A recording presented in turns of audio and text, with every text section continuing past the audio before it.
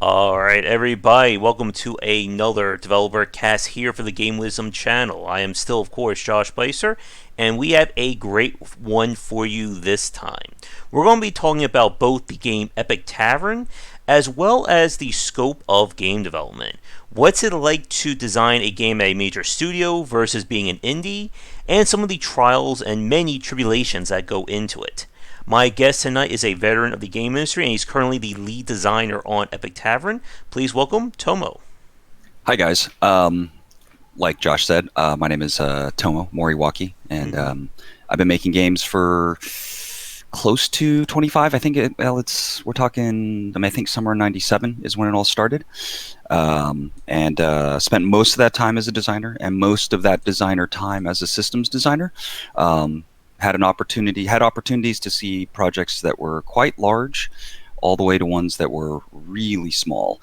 And I guess probably the biggest claim to fame for myself is being the creative director on the Spider-Man 2 movie game in 2004, and a number of large-ish titles back in the good old days of middle console development. Yeah, But I can stop for now. we can. Oh, don't worry, we'll be talking a lot over the next who knows how many hours easily here. But we were just talking about this yesterday that with Spider-Man 2, I actually interviewed Jamie Freestrom, who I think he did like the physics, or he was like part of like the physics team for that. He was the lead coder Yeah. over at Treyarch, and he's a good friend. I haven't talked to him in a while, but he moved on to becoming. He went from AAA engineering staff leadership to indie development. Mm-hmm. Very passionate guy, really into the making of games, and one of the early usual suspects in my life in video games. Yeah. And again, it's always crazy about like that kind of, what was it, 6 degrees of Kevin Bacon sometimes when we talk to people in the game industry for so long. I was telling him about when I chat with Sandy Pearson, who did, of course, Cthulhu Wars, and how he originally started at Age of Empires, or I'm sorry, Ensemble Studios, who like that almost like completely derailed that podcast because he was on to talk about the board game, and I was like, no, let's just talk more about Age of Empires. I don't have that. Yeah, I mean, and microprose in general is like this kind of you know, that's like patient zero. We all got infected from there, and Mm-hmm. everyone who was over there moved on to do great things. Mm-hmm. And to Twisted's comment in chat, yes, we do plenty of developer interviews, and they will usually run long. So I hope everyone is hydrated and hopefully ate before we started this. But we'll see what happens. Yeah, but and it's always fascinating talking to people who've been in this industry for so long, because it's one of those things that I think for a lot of people, and we were talking about this on the Discord channel, that I think a lot of people getting in the industry don't quite understand the history that goes into game design. Yeah, it's true. And I mean, I also feel like the history of the industry has been pretty turbulent. And kind of each of the eras of video game industry of our past, it's like these 7 to 10 year slices of time, and they're Yeah. all completely different from each other. Oh yes. And I mean, I know from my own kind of network of friends who make games, you kind of slot them into those decades. Is it this decade? Is it the last decade? Is it the decade before that? Or sometimes the decade before that. Hmm. Yeah, But and yeah, go ahead. Go ahead. oh no, go ahead, finish your thought. Oh, I was just gonna just like the entire ethos of how you approach video game development for each of those periods of time, I think differs quite a bit. Yeah. And I think each one also represents this big kind of like big tech tree of improvements on how we better understand the audience. Yeah. But And that topic alone, I could probably go for a day on. yeah, me too. Shark will enjoy it. Like the Chad, they don't care if we fall asleep or we just like collapse our keyboards. They're just here to listen to us talk for like the next 4 or 5 days easily.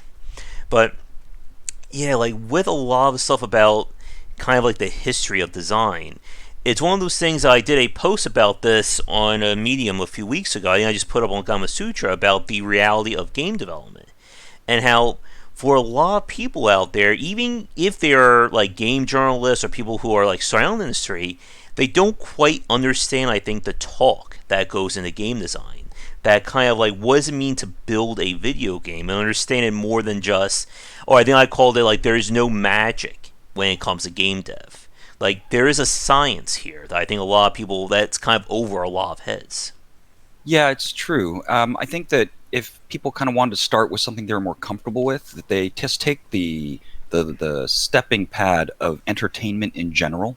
Mm-hmm. If they start there, it doesn't necessarily right out the gates. It doesn't feel like the right match, but once you dig deep enough, that's a good starting point for a regular person's life experience. Mm-hmm. I think if we want to go back into the actual history of games, we can go into the distant history and stuff like chess and those games that get created there. But I think a real starting point that starts to change with respect to games in general is the kind of the I guess World War, like the German tradition of military wargaming, and how it made its way to the United States after World War II, and how that drove the way our military started to put together wargaming, and how that spawned Advanced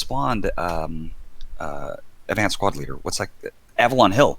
Oh yes. And war games in general started down that path, and then computer games started to kind of dive in along with that, and that very much kind of transformed the video game industry that was kind of Pong focused, and started giving it a branch into a lot of what we see today of the kind of hardcore PC games. Is still kind of harkens back to that period of changes in the DNA of the whole industry. Yeah.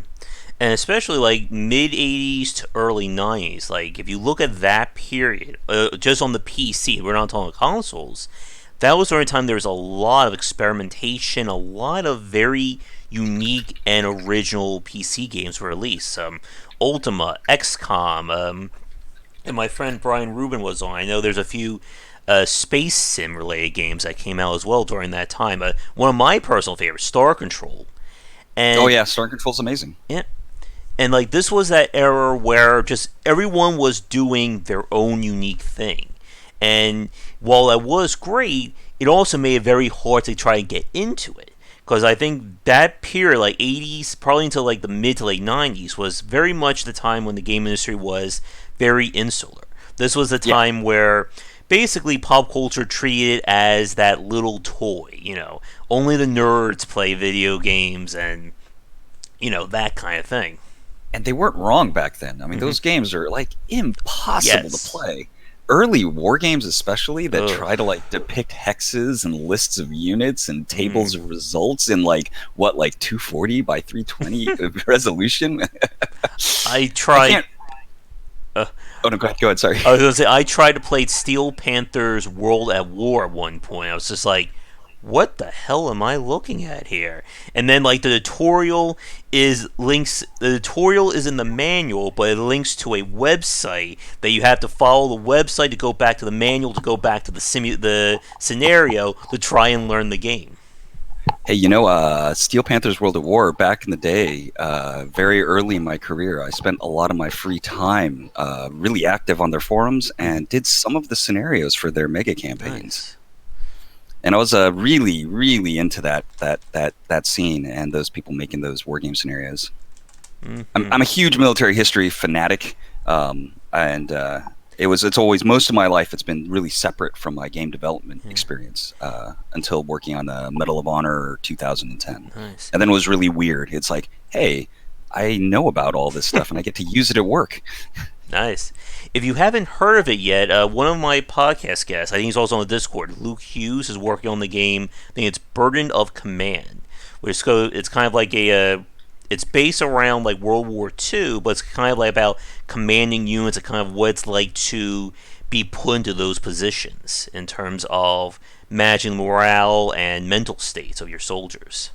Nice. Very cool. Mm-hmm. And getting back to like this idea of the history of the game industry, that when we look at like the last decade in particular, I always find that to be one of the more fascinating parts of the game industry, as this seemed to be when game dev kind of blew up in terms of pop culture, and people started to look at video games as more than just a toy, and especially in terms of standardization of design. Like, would you agree with that? Oh yeah, definitely. And I think that standardization kind of, I think for some of us that were playing games back then, we kind of see it as the death of creativity in Mm, games. But if without the categorization and the reduction in genres and more games being more like each other, I don't think the audience would have grown in that time the same way. yes. And oh, that gives me a jumping off point I want to ask you. But before that, Twisted Foxy asks in chat, have you ever developed an RPG as one of like your games? And so for most of my career, there it started with it. There have always been light RPG elements in the games I've worked on, but not until recent times did I get a lot more seriously involved in developing them. And the game that we're working on internally at our studio is called Epic Tavern, and it has very strong RPG elements. Yeah. And getting back to your point there about kind of the quote unquote death of creativity, I have certainly heard that many times on forums and message boards. And for like some kind of like the younger or newer people watching us right now, a lot of people during the thousands kind of decried the kind of mainstream or commercializing of video games that occurred during the last decade. Again, for people who are new or on the newer side, this was a decade where, for instance, control schemes became more standardized with gamepads. This is when we started to see more games being ported from PC to console and vice versa. This was the quote unquote death of PC and then the rise again of PC with Steam. And a lot of people expected the game industry to, or a lot of people were kind of surprised with the game industry becoming a lot easier to understand and process. Again, Tomo a few minutes ago, or we were talking about war games, the Steel Panthers, Avalon Hill, Gary Grisby's World at War, those massive titles. And for a lot of the games that were becoming the mainstream hits, they were becoming more streamlined. This is where a lot of people were kind of considered, or a lot of people thought the whole idea of the tutorial. There are people who were hating the idea of video games having tutorials. Why do I have to sit through, Navi the fairy saying, hey, look, listen, and tell me how to move the analog stick for the first 5 minutes? But like this was very important towards kind of the mainstream acceptance of video games. And Yeah. I kind of like, as an extension of that, what do you make of kind of the rise of mobile gaming? Because this is another thing that a lot of hardcore gamers have kind of thumbed up their noses at over the last few Well, years. I mean, in the logic of the kind of the first big change, you could call it just round two and just Hmm. kind of finishing the job. Um, the way I like to look at it, and it's not the way I looked at it until later down the line, is seeing the the untapped audience finding its way to the medium. Hmm. And so in the early 2000s, what you get is a large number of people that feel like maybe they've been pushed out. They're out at the periphery of games and they can't quite break in. And then somewhere, because they're there and they want games, some of the people in the industry have enough vision and foresight to start making things for those people. And those people are going to make a ton of money and they're going to be famous in the future. Hmm. And so what they do is they absorb this new set of users and they get involved. And now once they get pulled in, we can almost think of it like air pressure. They get sucked into the vacuum and it starts pulling in all the people that are connected to them. And so we go from 20 million to like maybe 80 million, and then we go to 1 billion with mobile. And to be fair, I think a really important part of the kind of ascension of mobile, and we call it like casual games or games for regular people, Hmm. even though I don't really like the term regular people, is Facebook started it. Facebook kind of like cleared away a ramp and then started to drive its car down that ramp. And then right as it started picking up steam, the App Store showed up. And then next thing you know, over the course of 5 or 7 years, we end that period of time with 1 billion people playing games on the planet. Yeah. And so if you consider from 2000 to, let's say, 2012, that we went from 50 million gamers to a billion gamers,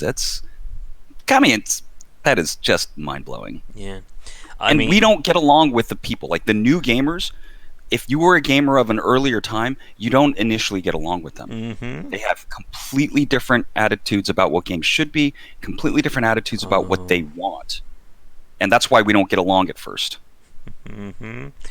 Oh yes, I'm sure for the chat watching, we've never had those discussions about, what is a video game? What's Yeah. considered indie dev? What's a Metroidvania? Is a Yeah. is a roguelike or roguelite? Those discussions never have happened here, right, guys? When I feel like I was on the more aggressive side of those conversations earlier, and over the course of time had to really like shift my position to kind of I prefer to stand on the other side of the line, the side of the line that's in the future, because that's why we were here to begin with. We're here to explore. We're here to find new stuff, and I don't have to agree with someone to find what they're doing interesting. Mm-hmm. Yeah. And like kind of as you were just saying regarding like the explosion of mobile, I remember like this is like kind of like I have two stories about how this kind of like has been seen on my end. Like one was like I remember my mother telling me like a family friend like one day that she was obsessed with playing Farmville. Like she's never played a video game before, and like she was up to like 3 o'clock in the morning like farming. I don't know whatever it was in Farmville that you needed to get at that point. You're farming buttons, is what you're doing, really. Yes. And then the other one was right around the time Pokemon Go took over the world for like 2 months. Like, I was Oh just like God, that was great. walking around, and all of a sudden I see like, I think it was like a Rita's water ice stand saying, come here, we have exclusive Pokemon if you spend, or like Nice. I think like a dentist's office or like somewhere else. Like there's like random place are having, we have Pokemon here, come. And I was like, this is how the world ends, isn't it? Like this is going to be the end of everything with Pokemon taking over. But that's the beauty of our world. Mm-hmm. Things can take over for just a brief period of time, have their moment in the sun, add their information to our perspectives, and then something new gets to take over. Mm-hmm. And now I keep To be fair, hearing, yep, oh no, let's just say Pokemon was pretty darn big. yeah, I heard it's coming back. Like I was talking to a few teenagers like a few weeks ago. They were saying that Pokemon Go seems to be on the rise, and now there's a Harry Potter version of that as well. Yeah, and I think that it's a sufficiently new idea that it's still largely unexplored, and it's going to go slower than other types of games because Niantic is Google Maps, right? The person that started Niantic is the person that made Google Maps, and he has access and insights into how to make a location-based game that uses Google Maps data in a way that very few other people can have. And so we'll see that. Well, I think we'll see that trajectory just keep milking along and going forward, and it won't get. It'll get bigger before it gets smaller, I think. Yeah. And another question from chat: what's your favorite genre of game that you've developed? That I've developed. Okay, well, my favorite genre of game that I developed, um, I guess it's got to be Epic Tavern. This whole interesting new world of combining management and RPG and storytelling features, and that has been my favorite to develop. And I'd say before that, because in the last 5 years my perspective has changed a lot. But before that, it was. I guess it's hard to say not action adventure, 3D action adventure, a la Spider-Man. And I mean, I think before that I might have said first-person shooters, but now at this point in my life, I've just soaked up just too many hours of first-person shooter. If it's a third-person shooter, I'm willing to explore now because I feel like there's still a lot of room to do neat things with the third-person view. But I've taken a little bit of a break from the first-person shooter idea. Did you get the Souls-like bug? Did that bite you when the Dark Souls phenomena take over? Oh, absolutely. I mean, I feel like that was the natural extension of kind of like, I mean, Ninja Gaiden for the first Xbox is one of the most important games of that time for me. And that idea of game, the kind of, from my perspective at least, the greatest stuff that came out of Japan. I love the Nintendo storytelling. I love the Nintendo elegance of design. And I love all the JRPGs out there for tons of different reasons. But that that hardcore skill-based action experience, I guess they call it the slasher genre. Um, it it connected to like the physicality and the timing of things that in ways that very few other game genres really have been able to. And so that nugget, that DNA has always been really precious to me, I guess. Yeah. Like for myself, like my top three action games, I think they still hold up are Ninja Gaiden Black, God Hand, and Devil May Cry 3 are like my Nice. all top. They're my top there. That is an excellent list. Hmm. I did very much enjoy Bayonetta 2, though, by the Uh, I think Bayonetta would be maybe fourth or fifth. Again, like it's hard enough to come with a top three, let alone top 10 when it comes to some of these games. And like yeah, yeah, totally. uh, no, did it die? It looks like it's still working. Yeah, but can you see the chat, Tomo? Yeah, I can see the chat, but the chat display on the stream itself is working fine. Never mind. Okay, all right. We had that one night where the chat died, and like for an hour, I was just talking to myself, thinking that nobody's watching, and then I Oh got a my. message saying, "Oh, the chat died." I'm like, "Wait, you mean I've been talking to myself this entire time?" And like, I couldn't. Like, I thought like nobody was watching me. I was just having like an existential conversation with myself. I think I had that happen on a conference call with a prospective client recently. Hmm. That was fun. Yeah. And like getting back, as I was saying, like people always ask me, what's my favorite game? Can you come with a list of top 10 games? I'm like, I can't do So that hard these anymore. days. Yeah, I mean, it's a little bit easier for me to talk about the most influential games. Mm-hmm. And it's also like my relationship with the word fun and enjoy has changed a lot over the course of the last couple decades because like I kind of just look at myself as a piece of audience now, and I definitely evolved to very much measuring experiences based on engagement because it's a kind of a more clinical, measurable metric. Fun and enjoyment are very tricky terms to kind of get at, kind of analyzing. And just for the audience, I'm a huge fan of data and analysis. At the same time, I'm very appreciative of the kind of rocky relationship that the data scientists have with the game designers. Um, Mm-hmm. at the same time, all I see it as is more stuff to try to understand, and that's kind of where my perspective is on that. Mm-hmm. So here's a question for you, Tomo. This is one that's come up a lot, at least in terms of game design and game journalism.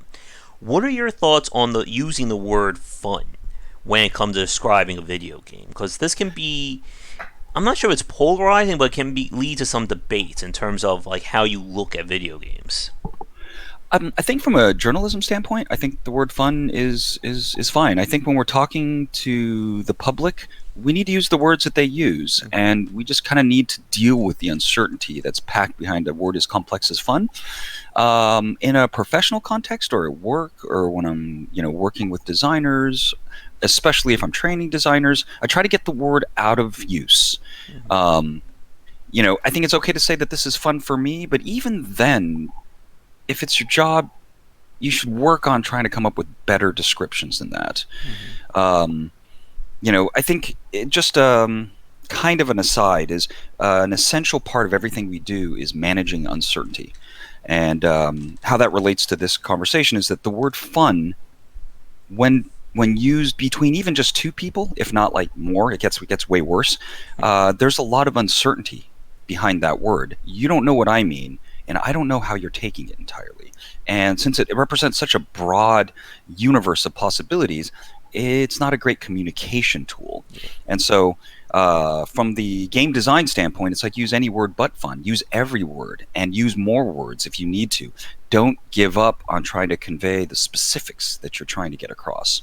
And then when it comes to game journalism, it's like they're playing a different game. They need people to be engaged with their stories and their writing. So at that point, the use of the term changes pretty dramatically. If fun's going to get people to pay more attention, or if it's, if trying to get into the weeds on dissecting the word fun is going to put people off, it's got to be a no-go zone at that point. Unless it's a specific article about it, which actually sounds like a fun article to read.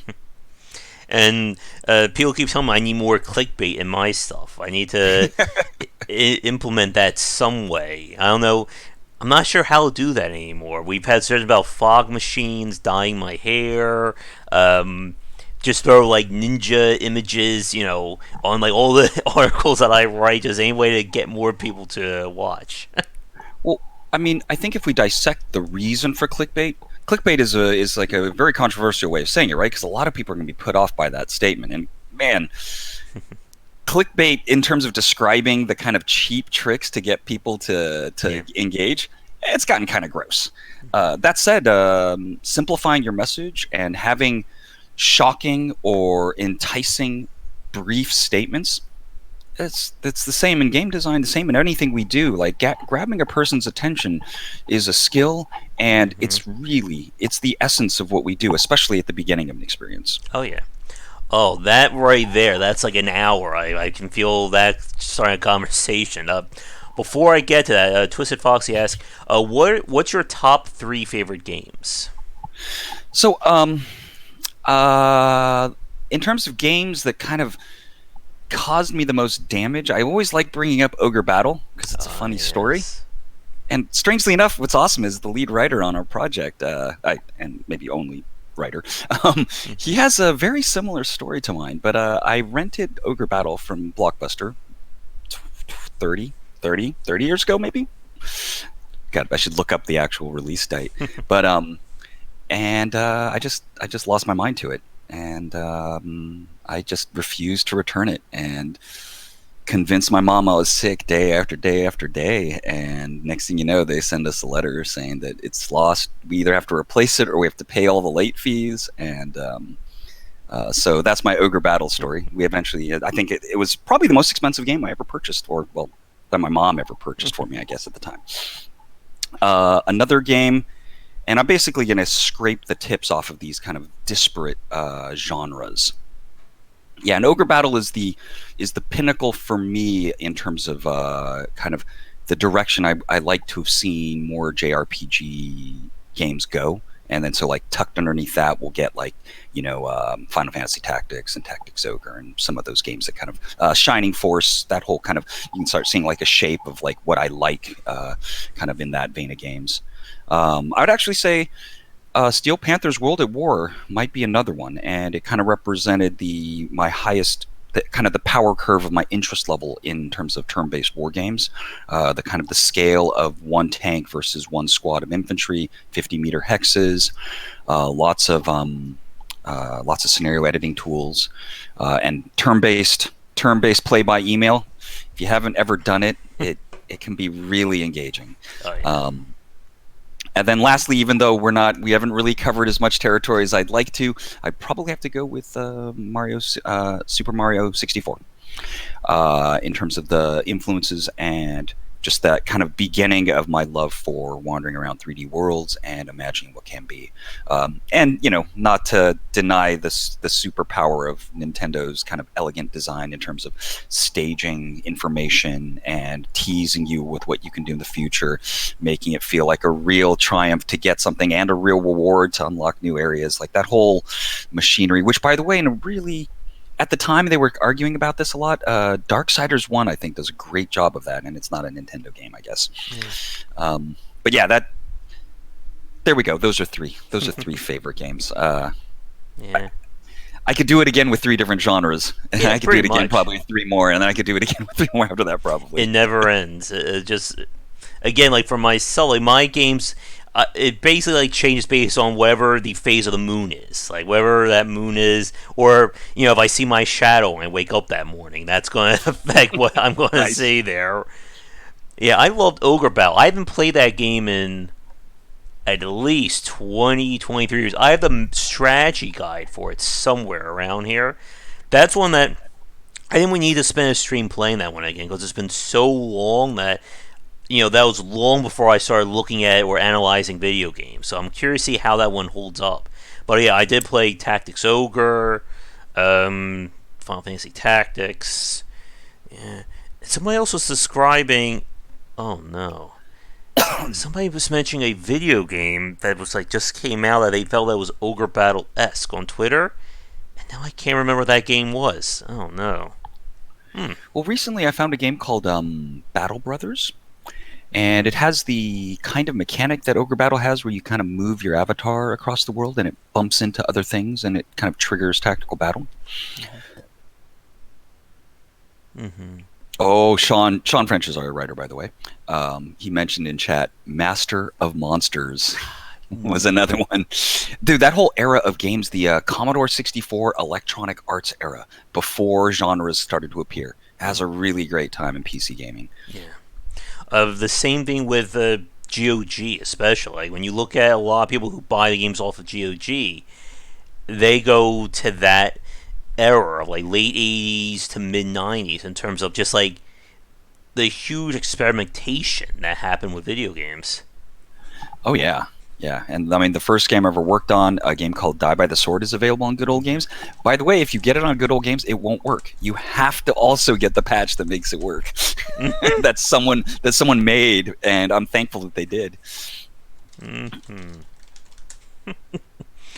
Now we're referencing Groundhog Day and a Quantum Leap in chat, so we know this is going Nice. places here. Yeah, I was thinking about showing my kids Quantum Leap. I love that show. I saw a lot of episodes. Yeah, me too. But trying to get this back on track, I want to go back about the history of video, a little bit more about like the history of the generations, and then I have another question that kind of came up, and like when it comes to the history of the game industry, and again, like about if we kind of segment into these decades, I guess like for you, what do you think would be kind of like the big difference? We kind of like touched on this already. Like, what was that major difference between the '90s and the early thousands? And do you, if you had to put your finger on it, what do you think would define this decade in terms of the game industry? Well, I think 2000s is really all about PlayStation 2. Mm-hmm. And PlayStation 2's success created a marketplace where the games from just before the 2000s, a lot of because it's right, the 2000s is when the genres appear. It's our transition period to like 5 types of games. And at the beginning of that period of time, we have like hundreds of types of games. And then there's and it's also a period of time when the stakes go up. So there's a bigger audience and there's a lot more money to be made. So the big powers start going through consolidation. And then because there are fewer players, now there's kind of a little bit less room for diversity. And then those battles kind of settle down into the big American publishers kind of before games go really global, which they are now. And so in that time frame, PS2 had there were so many PS2s out there, and there was still so much, like, people could make a game that 100,000 people could like, and they could make a living off that. And so in a weird sort of way, it was kind of like a tiny little petri dish of testing out like indie devs, but it wasn't quite indie yet because there was no way to do distribution if you weren't part of a publisher at the time. And I mean, remember back then, discs got shipped to stores. Not that doesn't happen today, but that was the only way to do it back then. And then if we talk about, oh, go ahead. I was going to say, I think you're scaring the kids with that one there, Tomo, saying, you could only buy games at a store, and there was a limit of what you could buy. Some scary stuff there. It's crazy. And it was, and I mean, it wasn't weird until it wasn't necessary. And then you look back on it, you're like, wow, what a humongous amount of friction to buy, like, I don't know. You guys ever play a game called Chaos Legion? I've heard of that. I don't think I played that one. It's one of, it was back before the genres appeared, and it was just one of those kind of strange Japanese games that had unique mechanics. I mean, anyways, and there's millions of those games from that period of time, and that's kind of, I think, the signature of that period of time. It's kind of the, I don't know what best analogy to apply to it. I feel like I've had some analogies in the past in my life in conversation, but can't recall them right now. And so to transition, though, to this decade is everybody plays games.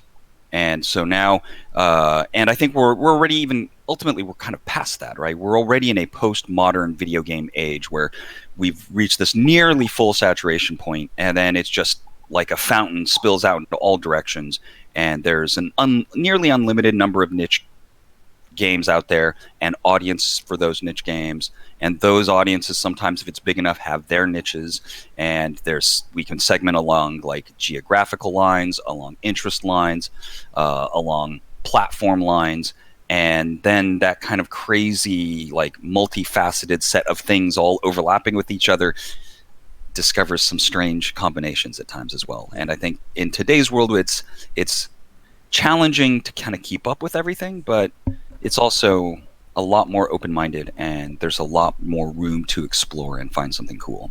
Mm-hmm. And like to build on that, I was talking to Tomo about this yesterday. Like with the work that I'm doing, with reaching out to libraries and schools and stuff about doing presentations. Excuse me. That like this decade has really been that time of kind of the acceptance of the game industry, and not just like from gamers and people in the industry, but from outside of it. Like a lot of the people who grew up playing games are now in those positions. They're teachers, they're librarians, they're doing whatever. Like it's no longer considered, oh, you play video games, you weirdo, that kind of thing. It's these days everyone is doing it. Some of them are directing some of the biggest movies ever made, right? Yeah. Like I think it was like Vin Diesel's like a huge like D&D nerd. I think is what I've heard. Like the rumor is, or what seems like a lot of people describe. I think he tried to even get a game development studio going. I think you're right. I know, It was like in that period of time. yeah. Butcher Bay. I mean, not, is that what it's called? Chronicles of Riddick, and then I think there were like two of them in there: Escape from Yeah. Butcher Bay Yeah. and something else. Escape from Butcher Bay was a pretty damn good game. Mm-hmm. Definitely. Although I was a big fan of Starbreeze in that time period too. It's evolved. That company's evolved and gotten a lot bigger. But there was a game around that first Xbox game called Enclave. Very much reminded me of the first game I worked on, that Die by the Sword game I was mentioning earlier. Mm-hmm. Yeah. But yeah, like this is, and like I always tell this story. Like when I was in college back in 2005, 2006, that they were getting rid of their computer programming course. Like they were dropping that as a degree. They were telling me that I was going to be the last class. There wasn't money in it. Like it wasn't going to go that well. Wow. And then the next year they had an official game dev program and degree. I'm just like, you could have done that 1 year earlier. Really, that would have helped me out so much. And yeah, like when it comes at like this acceptance, as you were saying earlier with mobile development, like these days it's probably more it's more weird if somebody hasn't at least played a video game or hasn't heard of anything. And we could yeah, for sure. even track the rise of esports this decade as well. I mean, this past like few weeks, we're seeing like Apex Legends on like an ABC, ESPN covering Evo. I'm not sure if you heard of the channel Disney XD, but they have basically like a whole block of like YouTubers playing video games, like Wow. Cool. just like weird stuff like that. And yeah, again, like that wouldn't have been on 10 to 15 years ago. And could even track, what was it, Tech TV going to G4, Yeah. and that very wacky. That's like our 70s when it comes to covering video games, like that very weird and strange time. Yeah, and they're just definitely way ahead of their time. Hmm. Now, the other thing that I wanted to touch on that you brought up a few minutes ago was this idea of making your message clearer and being able to, I guess, delineate it down so people can understand it. And I think this is a major point of game dev, and it's also what I've been doing with my channel. For those of you who've been around long enough, you've seen kind of like the evolution of like my thumbnails and the stuff that I posted. Like somebody new who joined the Discord earlier was like saying, "Did you do any discussions about playtesting?" So I linked them a podcast I did. It was just like a very generic image, and then we fast forward to this one. We have a Sisyphus pushing a boulder up a hill, but the point that I wanted to talk about is this idea of streamlining games. Because I think this is something that I'm sure you've certainly have ran into, especially with Epic Tavern and with some of the games you worked on. And again, about this kind of, these historical segments of the game industry. That this idea of making games easy to understand. That there's still a lot of people out there who push back against. And again, it's this idea that you're quote unquote dumbing down the game. And thank you, Shark. And it's very it's a very interesting conversation. I think this is one area where even independent developers tend to struggle with when it comes to a lot of their titles. That idea that I understand this game, so surely everybody who plays it must understand it just like me. The source of so much heartache. Mm-hmm.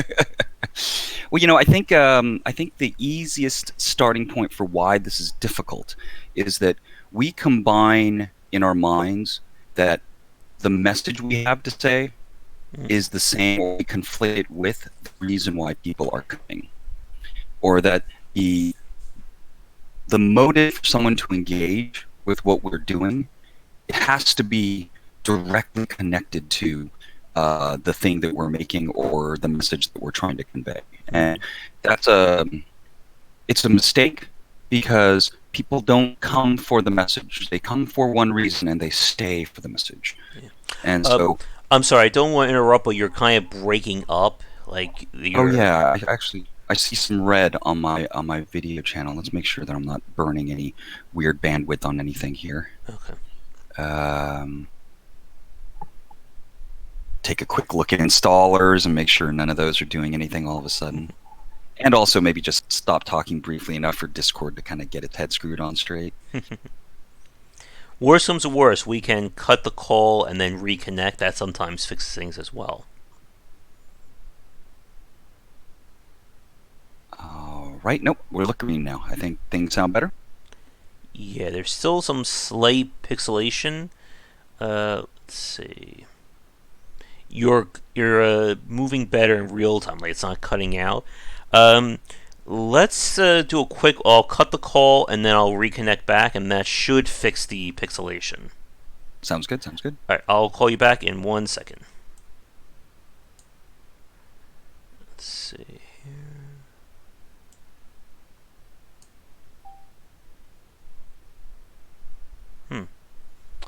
You're still like a little pixelated, but it's not as bad. Hey, though, I didn't actually leave the call, so why don't I leave the call and come right back? Okay. That could help. Sure. All right, let's see. Yep, that's better. Cool. All right. It's kind of funny to imagine like weird plumbing analogies and why using a pipe too long starts to not work as well, and then resetting the pipe somehow makes it work better. Yeah.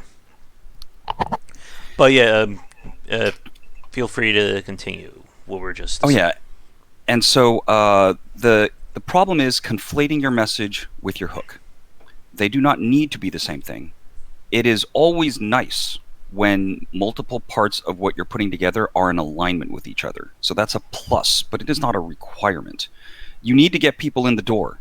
So you can do it. You should do it however you can that will work.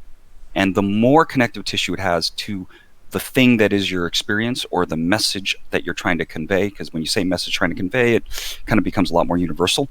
The better. That's nice, and that's kind of a quality improvement. But once you got them there, provided that your message is strong, now they stay for the message. And generally speaking, anything worth staying for is a bit too complicated to message for a hook. So you need to take pieces of it. Generally, we'll limit our palette to what we are, and then we'll take pieces of it and we'll try to construct it into an interesting logo or a call to action or some statement or some tiny image. And that's a fine approach, but it does overlook the reality of you need to get them in the door. And that it is a separate skill from the constructing of and expressing the main thing that your game is. And an analogy in game development I think I can put together for that one is when you're going to have a fighting game, it is essential that it feels good. But the rules to make it feel good have nothing to do with your particular fighting game. They're just universal rules of crunchiness and crispiness and impact and fluidity. Those things are their own skill. And you could say that my fight game's not about impact. I don't know how you'll make that work. Yeah. And so the real message out there is start developing a new set of tools and a new set of logic in the way you present and understand in your efforts to kind of grab people's attention and make it its own thing. And then now let that skill set try to work and collaborate with the other skill set, which was making the experience that you were trying to put together. Mm-hmm. And when it comes, as you were saying there, with kind of like separating like the message from like the actual like the complexity of the game, like this has been, I think, again, like one of those areas where a lot of developers run into trouble with. Like earlier in the chat, you mentioned, of course, Nintendo and kind of Nintendo's skill at getting people into their games and then keeping them invested for hours at a time. For a lot of the games that I've played, and I'm curious if you feel the same way about this. Like for me, I will usually give a game like 15 to 30 minutes of my time, and if that game is not hooking me within that period, or if something's annoying me, or there's any pain points, that kind of is like my I pull the ripcord moment. Like I don't want to play that game anymore.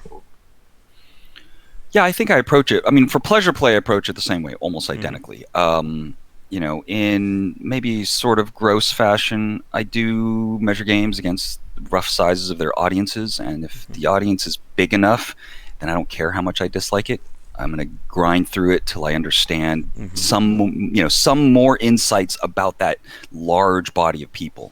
In fact, it describes kind of one of the most important moments in my career, I think. I was working at Electronic Arts here in Los Angeles. We had just shipped Medal of Honor 2010. I was probably at the high point of my gamer rage and holier than thou attitudes about what is a game and what isn't a game. And Cityville had 110 monthly active users and 110 million monthly active users. And I played the game, and I'm like, I think even came out of my mouth like, they shouldn't let these people spend money on this game. That is an extremely offensive thing to say about someone, by the way. Mm-hmm. You shouldn't be allowed to spend money on what you want to, right? Mm-hmm. That's really what that's saying. It just didn't feel that way when I said it, because I didn't have any idea who that person was and didn't understand their motivations. But that 110 million monthly active users is a hard stat to ignore.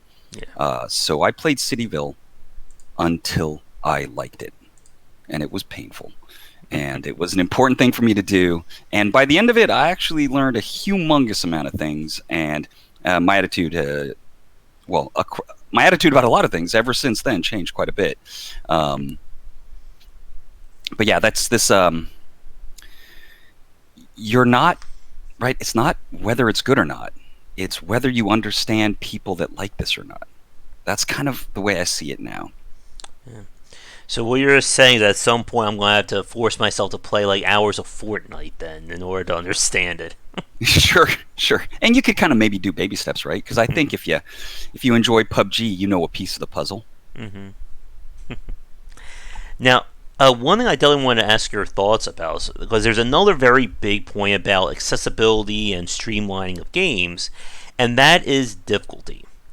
If we look at this last decade in particular, especially we can track it from kind of the rise of Demon Souls to FTL. This was the decade where the challenge was kind of brought back, at least in terms of mainstream audiences. Again, for the independent side, we've been playing Kaizo games and incredibly tough ones for years. Spelunky is another really good one. And when we look at the rise of difficulty or challenge in games, there's always been, I think, this issue of conflating difficulty with challenge.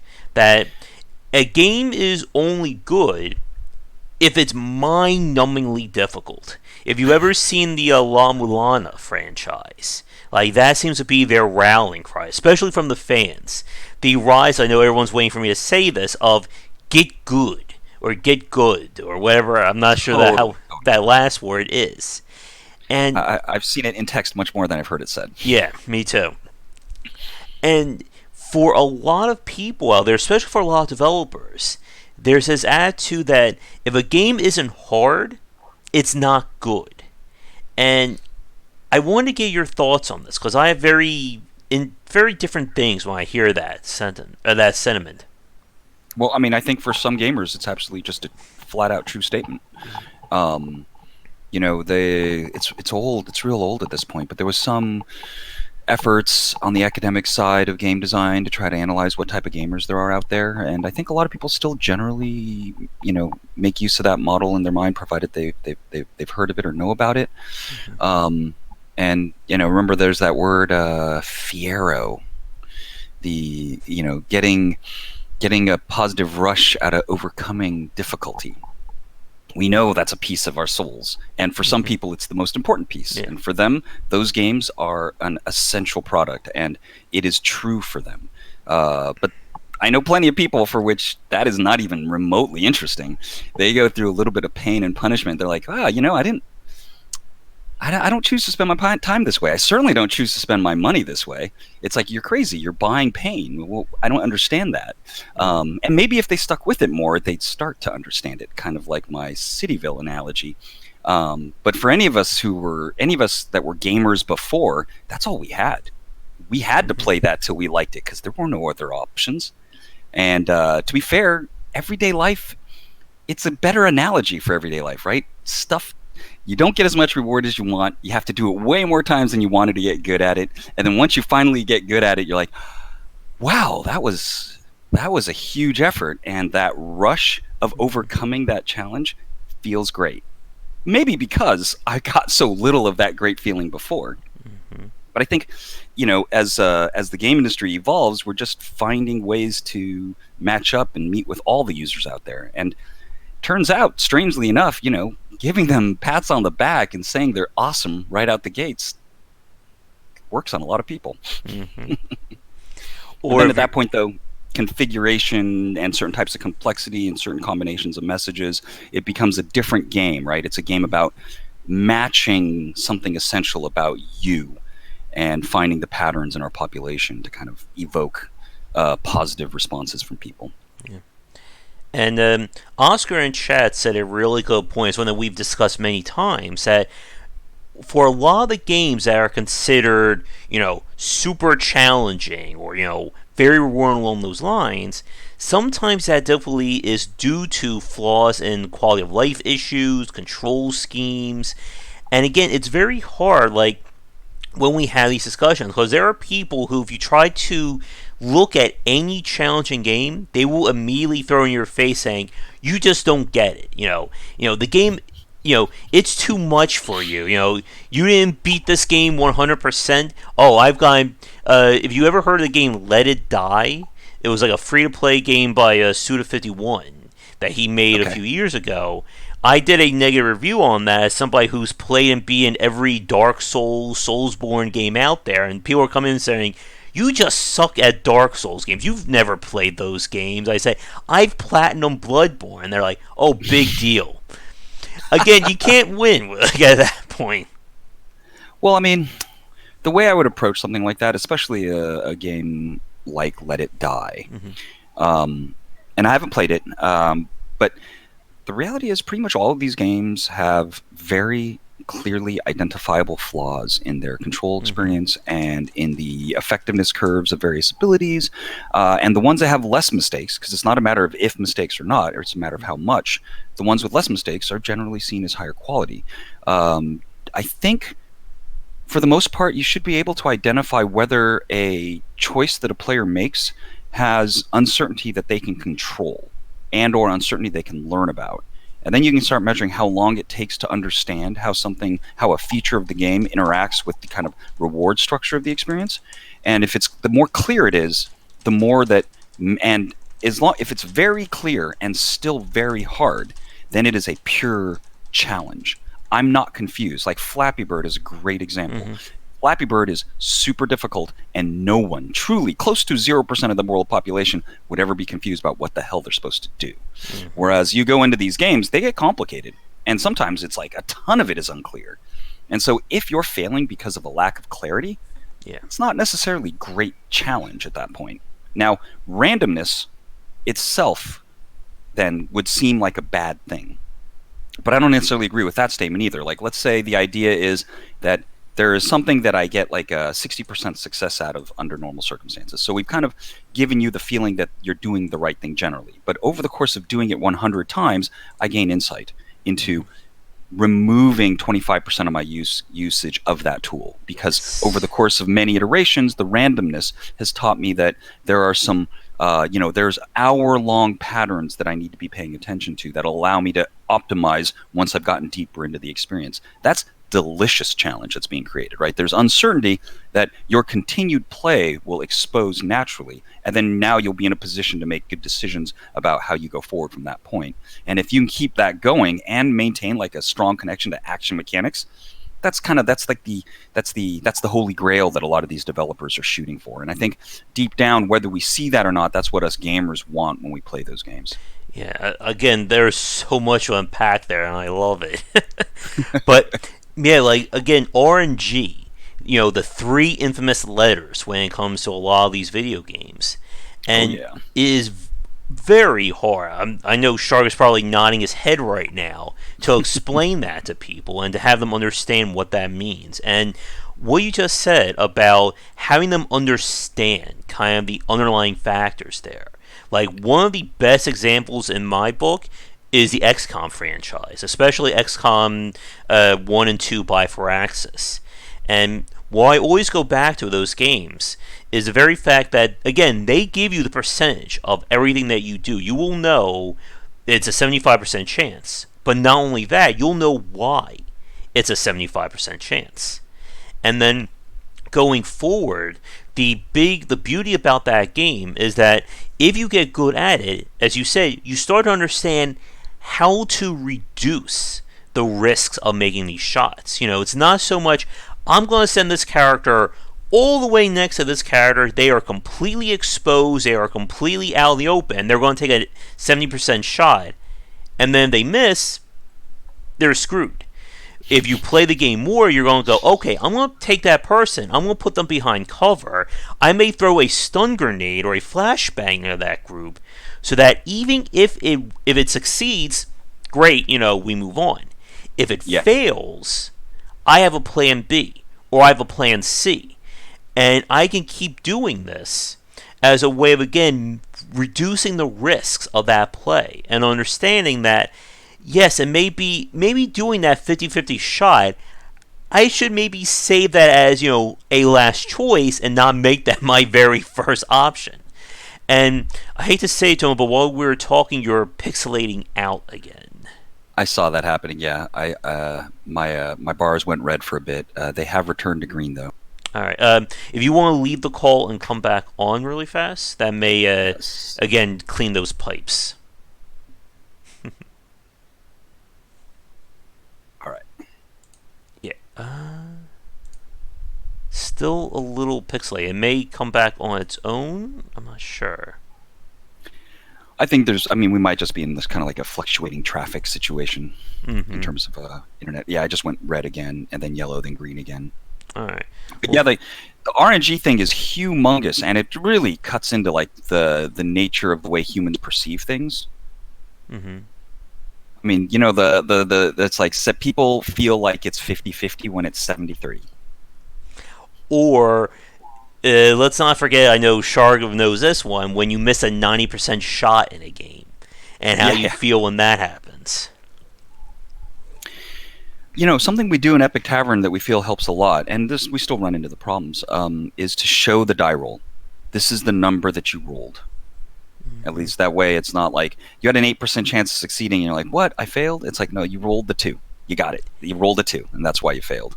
Yeah, and I think like right there, I think that's a very important point that a lot of games tend to miss out on, is that a lot of people don't understand, what does that percent actually mean? My voice is actually dying. 1 second.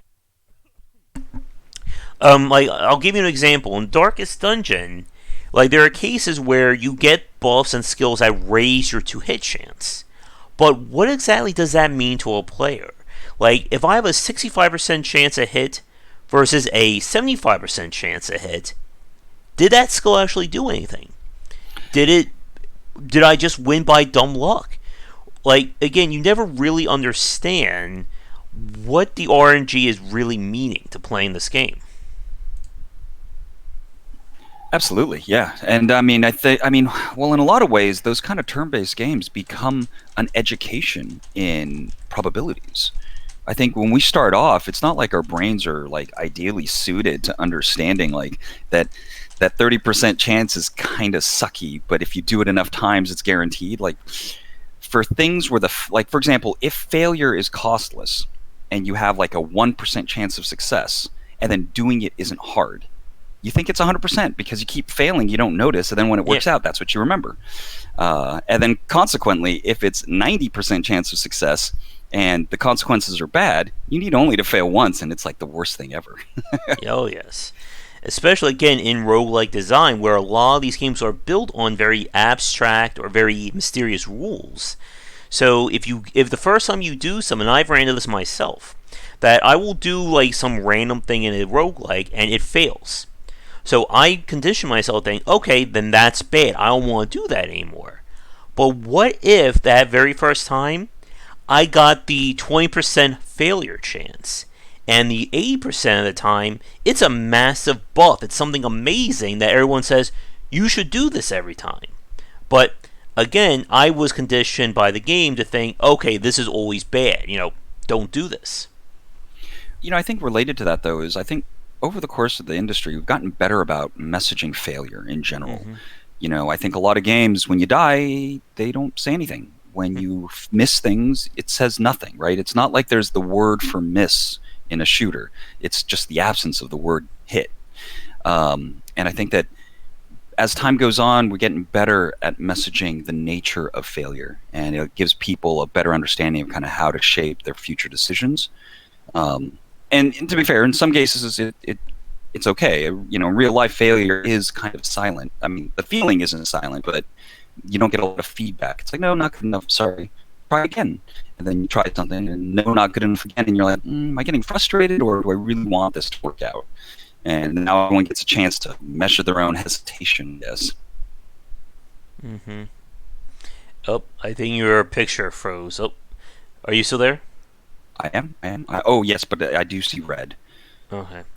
If it doesn't clear up in like a minute or so, what we could do is turn off the webcam, and I could Yeah. just put up like an image of yourself or something up there as it. Yeah. That sounds good. And let me see if just make sure. Like I have the Twitch client running. That I shouldn't have. Uh,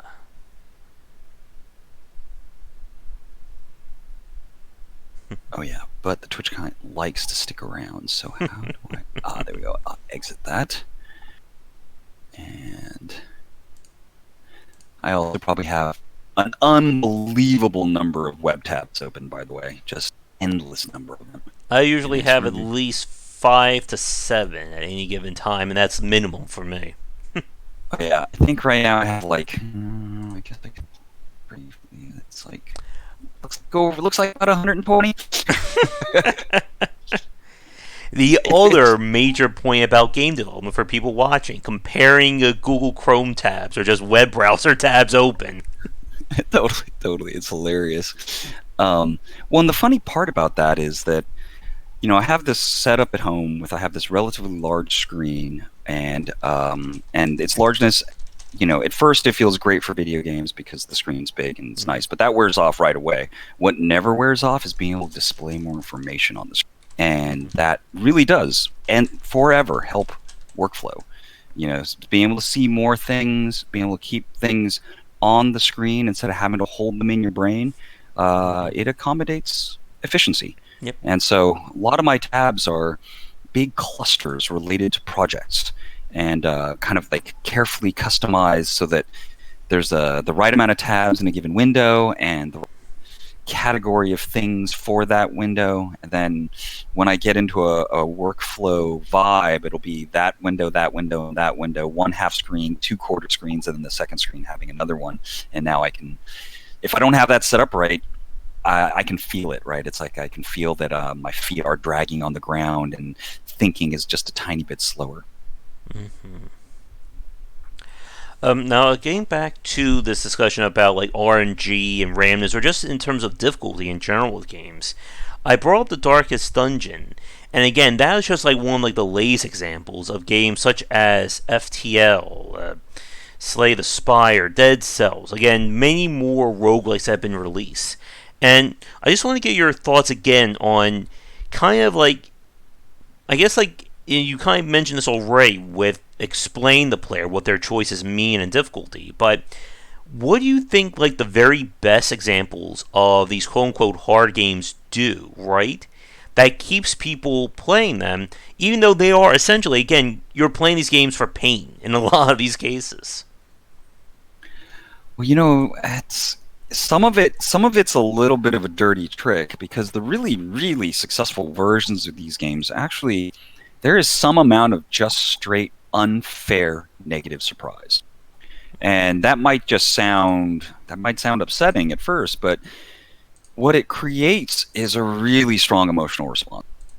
And Darkest Dungeon, especially, just it's set up for you to at some point experience some really hard disappointment. And that really hard disappointment is like a gift because it's not like in everyday life you have to deal with that. And if you do, I'm sorry. And but otherwise, it's this new and really intense, rich experience. It's just not 100% pleasant. And so you lay that negativity into the background of all the cool stuff that happens, and now it can be it's almost like the good parts of Darkest Dungeon allow for the presence of such a strong emotional response, and now the overall experience has become stronger because of it. Now, if we want to go on the other side of it, the technical side of it, in terms of the fairness and or pure challenge, kind of relating to some of the other slasher type games we were talking about, or the hard games in general, messaging and being convincing that your mechanics are pure and fair has like a really strong, important effect for certain gamers. Unfair, like you can tell, like Darkest Dungeon is in more of this kind of modern indie vein than Dark Souls genre. Dark Souls genre honestly it has less unfair failure. It's just hard. Yeah. And then Dark Souls it's like an FTL as well. I mean, although in FTL I don't feel like it was as intentional, because I do think it was intentional in the case of Dark Souls. It's a setup for disappointment generator, along with a otherwise fascinating set of mechanics for managing characters that you don't have 100% control over. And that's like a really interesting combination. It's a really modern combination because it's kind of riffing on human feelings much more than Dark Souls is from an intentional standpoint. Whereas Dark Souls is like, I want to prove to you that you failed because you messed up. And then when us old gamers feel that, and we're like, yes, and I'm not going to mess up as much next time. I'm going to get better and better and better. And when I'm at the end of this line, I will have mastered something. Whereas with Dark Souls, if you get to the end, you're like, oh, shoot, I did it. I don't know if I'm up for that again. Yeah. I do like the idea of a setup for disappointment simulator. I think that should be the new tagline for the roguelike genre right there. Yeah, and at least, if we were going to have like honest packaging or something, right, there'd be like a little rating, like a 4 out of 10 or a 7 out of 10 under that kind of a category. Because that's not everybody's cup of tea. Some people lose their mind and aren't happy with it. Yeah. For me, the most frustrating moments of my gaming experience are still sort of some of the most memorable ones too. And Ryu in chat brought up a game that I was thinking about as well, Tharsis. Have you ever heard of that one? Tharsis. Let me take a look. Tharsis? Thar, yes. This was kind of like a quasi-roguelike, almost like style, like tabletop-esque kind of game. Yeah, and I really like the dice, the usage of dice. Yeah, and this was one of those games that is very polarizing because this was a game where it is almost like 100% RNG base. The dice actually operate under physics, so when you roll them, it is entirely like it is real. But the thing that the game did is that everything that happens in that game is completely up to RNG. You can have a turn 1 where you are hit by every impossibly to solve problem and you're dead. Like, there Yeah. is nothing you could have done. There's no amount of player skill or understand the game that will get you through it. You could have another play where, by pure luck, you could get all the way to the very end, and it's an easy time.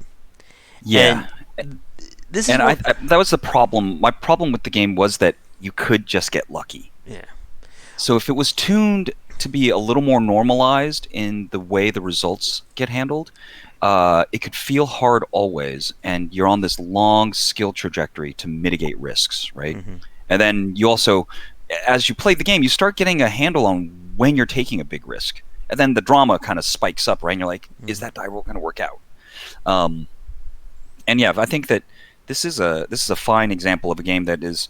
I mean, you have to imagine they were thinking about it as Yes. either as something about creating emotional disappointment, or just being really purist about the kind of roguelike aspects where from the moment you start playing there is no guarantee, and they're just kind of sticking to it, like as kind of like a strict genre adherence. Yeah. And that, I think, has always been. Oh, thank you, Lord or Oscar. I call him like the name that I first heard about. But Oscar and Chad mentioned Loot Rascals. I was actually thinking about that game last night when I was playing Dicey Dungeons. Like, Loot Rascals also runs into that issue where you can have a case where there is no amount of player skill or player master of the game, and you're going to lose. And like this, I think, going back to what you were saying a few minutes ago regarding it feeling like it's the players' fault why they lost, and getting them to hit that level of understanding, it takes a master class of a game developer, I feel, to make a game that explains it in such a way. Well, I think also though there are different types of players, right? So some players will see a game like Tharsis, right, and they're already seeing it roughly from the right view. That it's like, oh, this is like a random, very dangerous swamp, and I can only just start walking into it, and I'll try to figure out if I can make it through the other side. Right? A lot of Mm-hmm. the survival games kind of really ran with that kind of gameplay mechanic. But if your perspective is from a little bit further back in time, you see this experience, and it's just like it's going to rub you so the wrong way. Right? You're like, this is literally unfair. It's Yeah. like it started unfair, and it's like that's kind of pissing me off. Mm-hmm. Yep. And again, like when we talk about RNG like this is, I think, another one of those big design questions. I'm going to ask you. I'm going to ask the chat as well. Do you think 100% random in a game is good? Do you think it's bad, or do you think it depends on what the design entails? Well, naturally, it depends. Mm-hmm. I think, generally speaking, 100% random is probably not the best solution for any given thing. It's rarely the perfect solution, and if it's a strong component of your game, then the game needs to be heavily wrapped around players exploring space repeatedly and trying to learn the features, like the hard to understand features of the experience, to slowly, like bit by bit start wiping away kind of that uncertainty, I guess. And then they're gaining a relationship with the randomness, rather than necessarily fighting against it, right? Inevitably, over the course of time, especially like, I think I remember that roughly from Tharsis, where you don't even stress when things go wrong because you know that they're going to go wrong, and you like, I did my best to kind of mitigate that risk. And I feel pretty confident about the way the numbers are working now that I've played this game a bunch. And you win some, you lose some, right? That's an attitude that will be, either you'll get that attitude or you'll stop playing a game like that. Yeah. I was playing this game on stream. I'm not sure if you heard of this one. It's called Fear and Hunger. That came out. This one, it may be actually hard to look this one up because it's considered AO on Steam. But this is basically like Darkest Dungeon on steroids in terms of Okay. unfairness. It's a game where you will probably die within the first 5 minutes, for no matter how good you are at roguelikes. And like I was playing this game, I put a video up on it, and I was like, I said, this is a game that it's fair because it's completely unfair. Like, this is a game that it gives no care about, is the player going to have a fun time? No. I'm just going to like lay it out there, and you could win or you can die in very brutal ways that if I said it, I would probably cause this video or get the stream flagged by YouTube. Ah, interesting. Cool, cool, cool. Yeah, I'm looking at their itch.io page. Mm-hmm. Fascinating. I'll check that out maybe. But again, like we are almost an hour and 20 minutes in, and we could. I know we're going to be here like way beyond our original time, but I guess we were talking about having a soft stop at an hour 45. Does that still work for you, or we may be Yeah, pushing? it generally works for me. Oh well, I was mostly thinking 145, and it is true that that is happening. We should definitely do this again because I feel like now, like, obviously, we haven't really Yeah, made our way as far as we'd like to, and it's not like I have a problem talking about stuff like this. yeah. This is I like my break for the day to do something I love. yeah.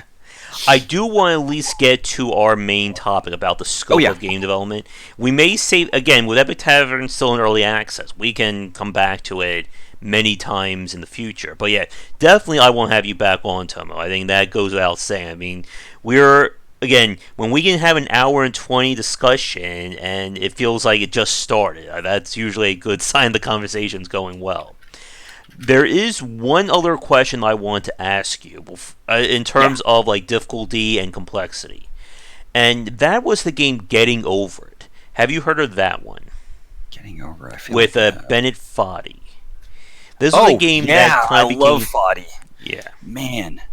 And you saw that video where he's talking over the gameplay video, and Yeah, it's like, I mean, honestly, it's such good philosophy that anybody should watch that video and they could get something out of it. I need to rewatch that.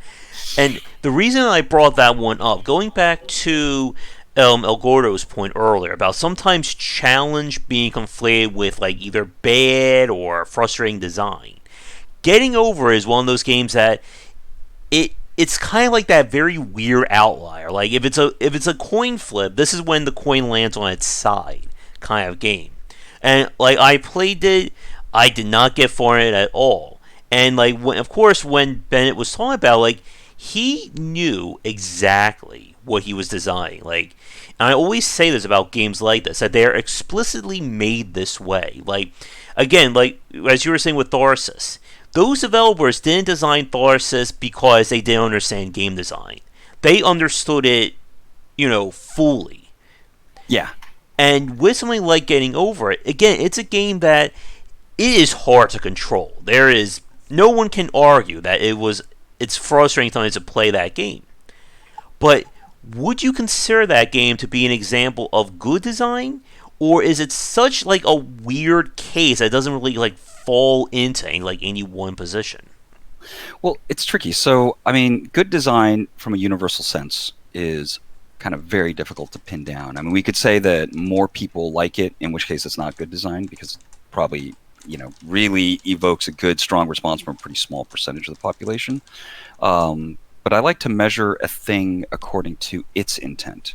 And by that logic, I'd actually say that, co-op and Getting Over It and the climbing one, Mm-hmm. they're all amazing, honestly. They're these fascinating explorations into spaces that exist inside of us, but that games people make don't try to explore those spaces.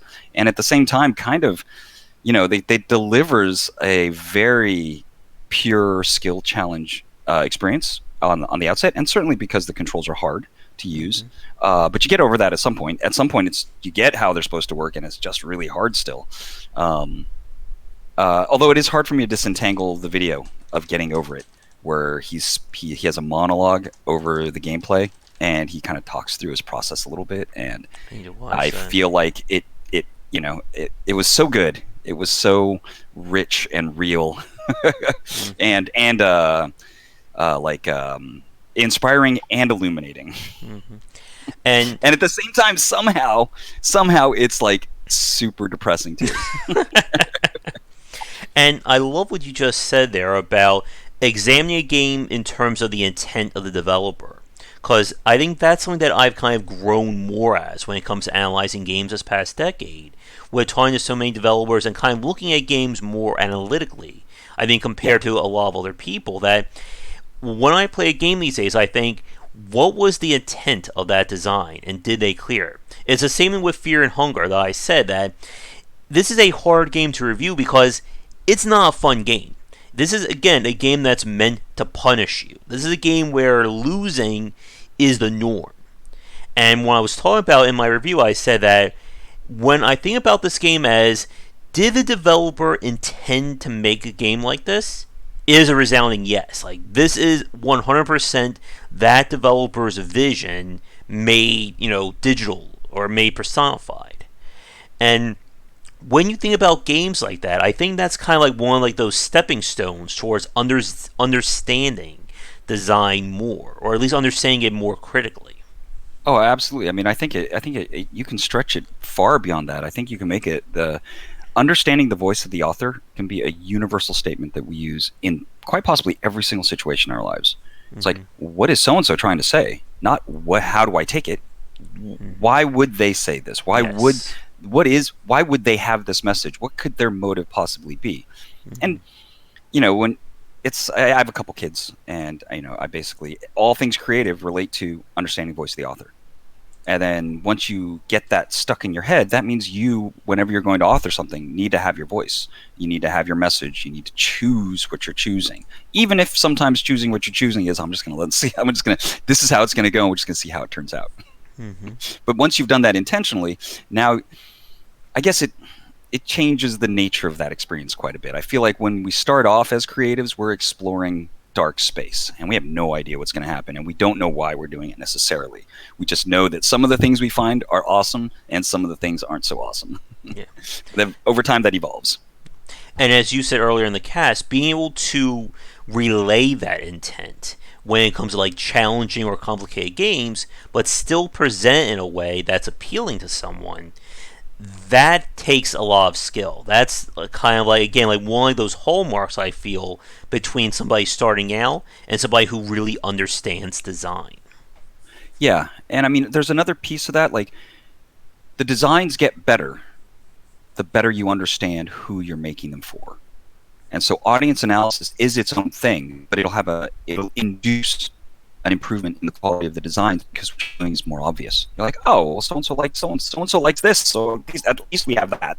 Or, or a more nuanced sort of way, it's like, this kind of random result doesn't work for my audience, so it doesn't exist in my game. And those kind of negative things, the negative space things, are really hard to analyze from the outset, except that once types of entertainment kind of find their genre or find their form, you can tell the good ones from the not so good ones sometimes by measuring what's present versus what's missing, sort of. And then sometimes the missing parts are the good parts in terms of describing quality in a particular way. Mm-hmm. And just as a heads up, you were breaking up a little bit while you were just talking. Yeah, I did see. Oh, now I'm yellow. And I'm going to go green. So, also, though, I guess for next time, then, I mean, do you want me to answer some questions related to Project Scope? Yeah, and I think I could probably nutshell it a bit. Yeah, and again, there's still so many things I want to talk about.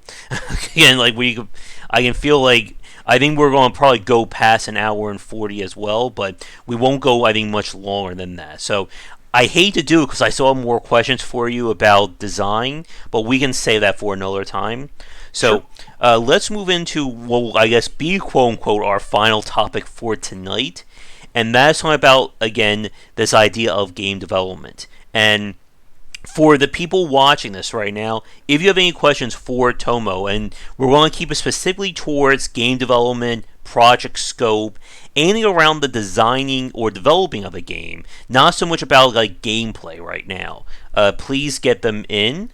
But I want to start with what we were chatting about yesterday, and that's this idea of kind of large-scale game development versus small-scale. And for people who don't know what we're talking about, we're kind of talking about this idea of working at a major studio, having teams in the dozens, if not hundreds, and then becoming an independent developer or being an indie where at most you may have 5 to 10 people if you're lucky. Some cases we've seen developers working as 1 or 2 man groups. And again, the the process of game development is still very much a mystery towards people, even like people first starting out in the industry. So Oh, again, for sure. Yeah. with your background, again, you were originally at Treyarch, again, a major studio, and then you went. And what's the name of your current studio for people watching? Oh, the current studio is called Hyperkinetic Studios. Okay. And again, like with that move, and I'm going to kind of like throw the mic over to you for this point. Like, what did you find in terms of game development being at a major studio versus now being on the independent side? So it's interesting, like even in the context of the major studios, I've been on teams that ranged anywhere from about 12 to about 120. Mm-hmm. Spider-Man 2 was not only close to 100, but I ran that project. So that's probably the most important example because I got to see every facet of that. And certainly when things get large scale, first of all, some nuance is very hard to kind of develop into. If a single person can make this thing happen, then great, no problem. But if you need, like an environment art team that's like 20 people large or more, there's certain things that get kind of tricky. And certainly, one of the things that very quickly happens is that it's not a matter of if you delegate. The people in charge of things and the people doing their work, they have to make their own calls because you can't spread an infinite amount of instructions around. And honestly, you don't want to. We don't pay people to be extra pairs of hands. We pay these people because they know what they're doing and they're strong, experienced creatives in their discipline. And you want as much of their personal skills added to the project as possible. And a lot of that kind of mentality comes into play on those bigger teams. And you learn over the course of time what kinds of subtlety and nuance you can do versus the types that you can't do. And the types you can't do, you just don't worry about. And there might be things about like Assassin's Creed that we decry that we wish they would do. But in many of those cases, they're just things that are hard to do when you have hundreds and hundreds, and in some cases, like with Assassin's Creed, thousands. Mm-hmm. That in order to make a thing like that, you have to make certain it's not even sacrifices. It's like we're just too big, we don't fit down that tunnel. Yeah, and that's always been like one of the more interesting tracks. I'm sure you'll agree with this as well. Between the independent side, that many independent teams are able to go in these wildly different directions. They're able to pivot and do very experimental stuff because it is only a team of 5 to 10 people. Like at most, you say, "Hey, can we do something?" You're talking to maybe 2 or 3 other people. When you're in AAA studio, if you say, "Hey, what if we change our game to do this?" That's going to have to get fed through, 20 different managers across 5 different teams with who knows how many people in those teams, and then try and make a decision on it. I bet you could even work out some math where, like in the context of a 50-man team, how long does it take to get a message to someone at the bottom of a different department? And then you measure by the number of node jumps that is necessary, right? And then you go, how many, like if this was just a conversation we were sitting next to each other, how much back and forth would there be? And then you go like, oh, okay, so it'd be like a 2-minute conversation if we could be face to face. But if we tried to conduct it through the normal channels, it would take 4 days. And then you start getting an idea of the kinds of things you should and shouldn't do. And a lot of it also starts boiling down to the initial plan has much more weight in the large scale than in the small scale. Because in the small scale, I can discover something, and if it's important enough, I should just change what I'm doing right then and there. And I mean, to be fair, sometimes you're already just talking to them with your headphones, and you're just like, I just found something. I think we should do this. And half the time, it's just like you hear like grunts of approval. It's like, yeah, that sounds about right. Whatever. In the case of like a large project, and God forbid you'd have to go through, somehow this communication needs to go through an executive producer, the whole organization might lose its mind while you try to figure out the transition. Yeah. And it's because everyone's scared, because the amount of money that's being spent every second of the day is, sometimes, I mean, I guess could literally be more than the budget of an indie project. Oh yeah. Again, like the overhead of running a studio. Like if like a team is like frozen, let's say, for like a day or two while they're waiting for a decision to be made, those are hourly wages that are still getting paid while nothing is getting done.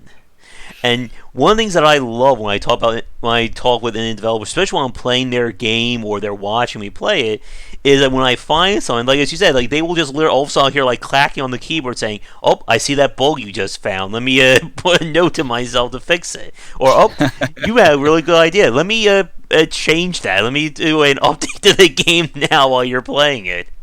Awesome. Well, yeah, I mean, although technically it might be easier to be a solo developer, I think you see much less of them because of the lack of social support. That's why there are more two-man development teams, two-person development teams than one-man development teams, I think. Mm-hmm. It's the beginning of social, the beginning of team, and team helps the bad parts go better. Yeah.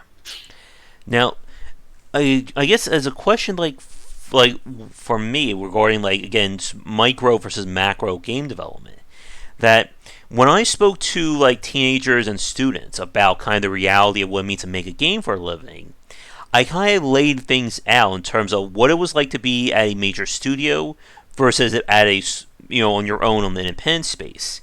And one of the things that I said was, if you're working at a major studio, you do kind of become more of like that quote unquote cog in the machine kind of atmosphere. Versus in the independent space, you are given like the freedom to do what you want, but in the same vein, you're also given the freedom to fail. I guess, would you agree with that, or like would you add or change anything there?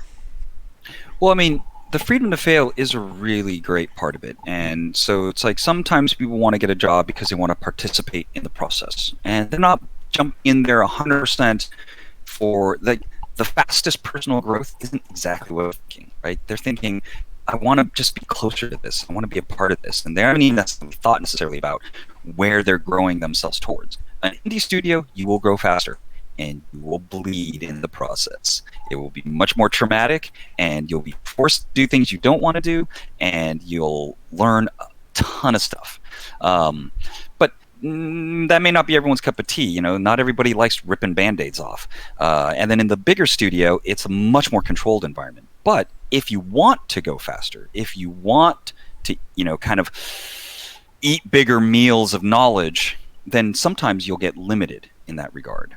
And both those things are just very different kind of trade-offs to make. There is so much to learn in your first experience of game dev. It might be safer to be in a big team because your pay will be more stable. You'll generally get paid more for what you do because the bigger studios, the economies of scale actually mean individuals have to get paid more to hold them because it is more fit. There's faceless.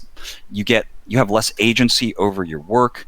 They need to pay for all manners of larger facilities. Like all the costs go up as scale goes up. All the unit costs go up. So it's not like making a huge project. You don't save anything.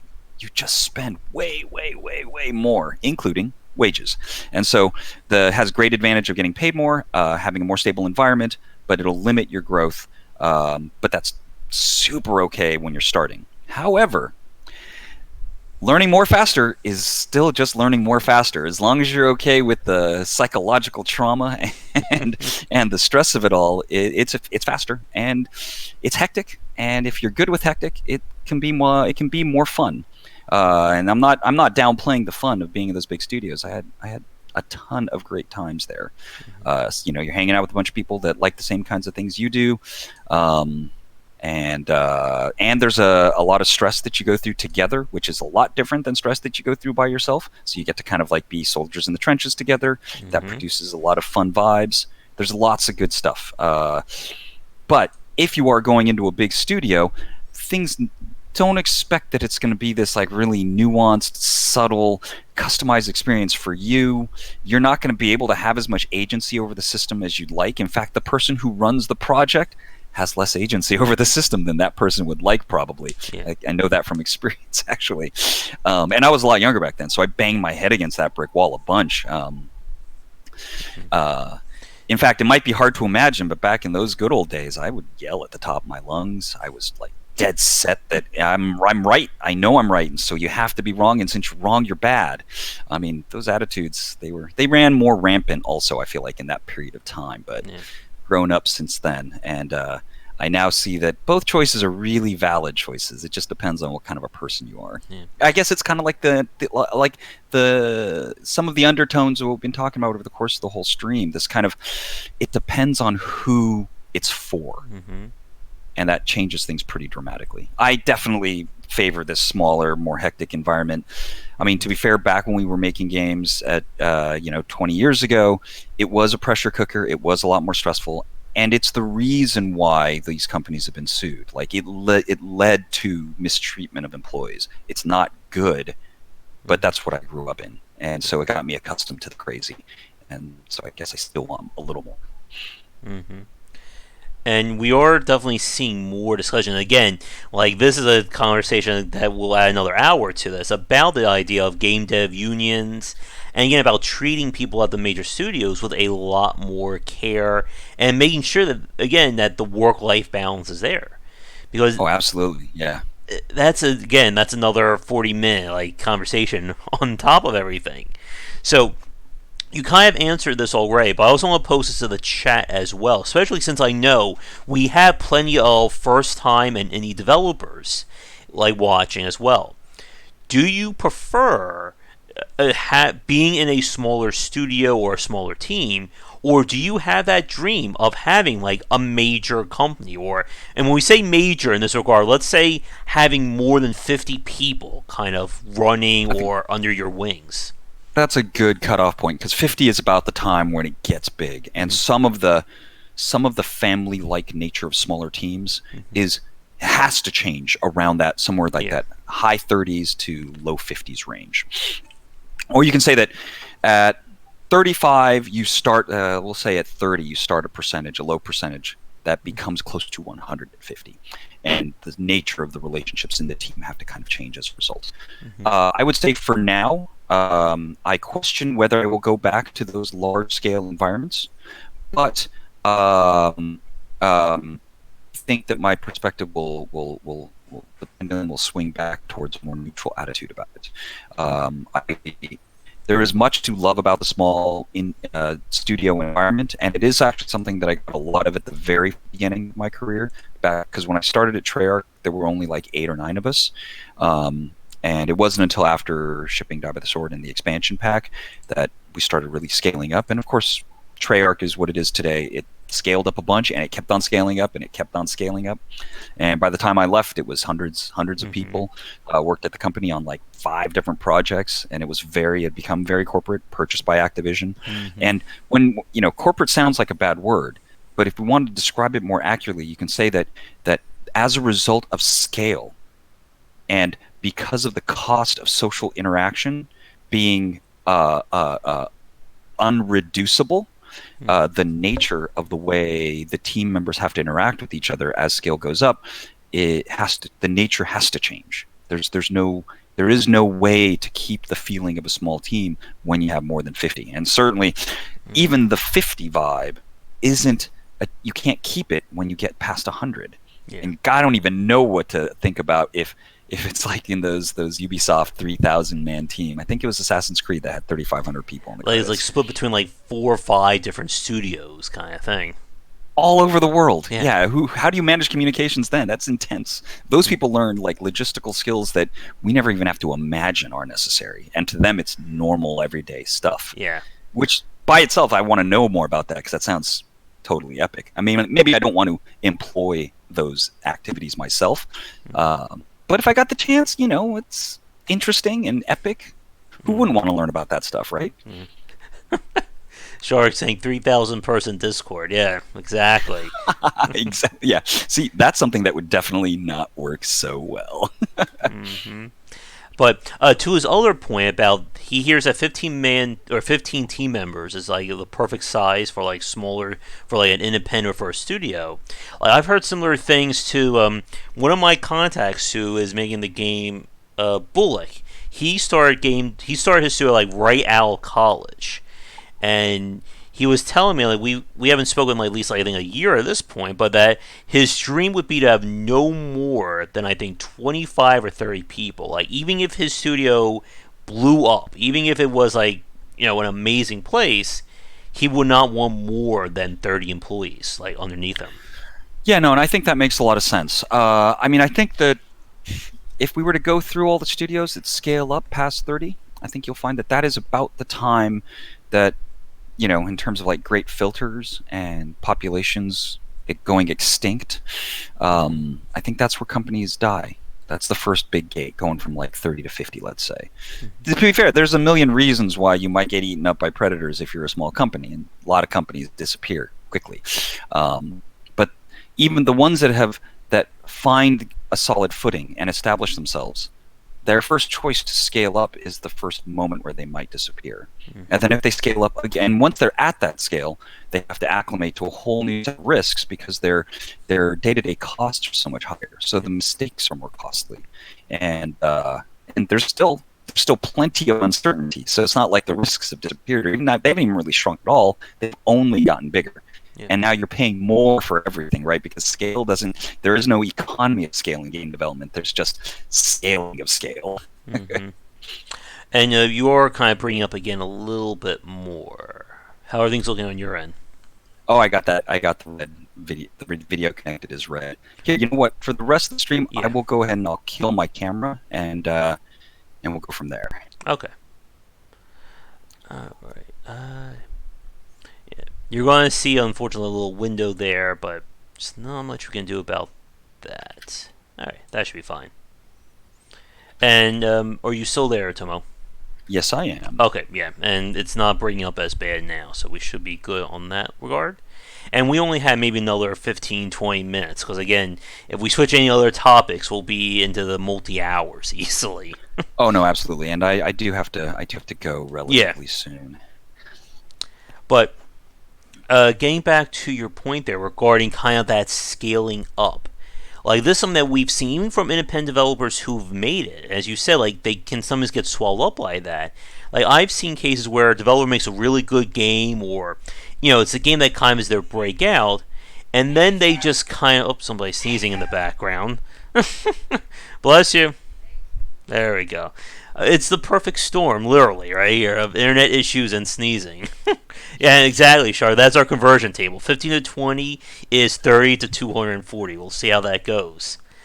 But back on topic, that developer will release a good game, and then they'll just try and just massively up the scale for their next one. And as you said, like once you start getting to these more high-risk plays, when you have those mistakes, they're even more damning. And we've seen them kind of collapse or just kill a studio because they just try to do too much.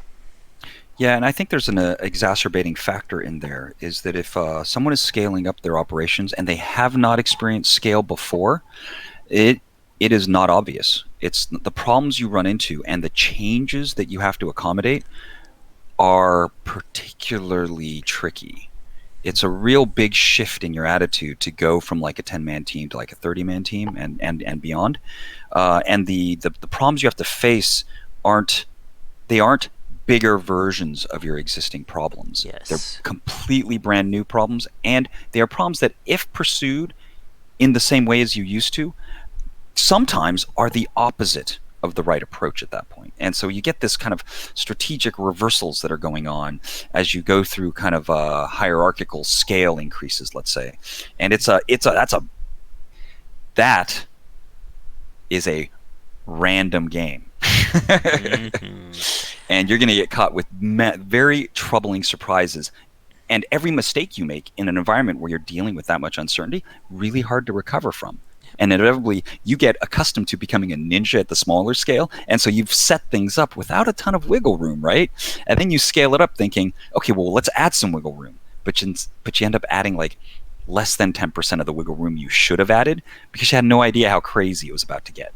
Yeah, and that right there, that's another hour and a half conversation, like in of itself, regarding all the things that you don't know that can kill your game. And this is one of the scariest things about game development, that there are developers out there who they know how to make a great game, and yet they still fail for any number of reasons. It could be something that they never saw coming, or something that they did know about but just didn't know how to correct. Yeah, I think it's really important to never feel like you really know how Hmm. things are going to turn out.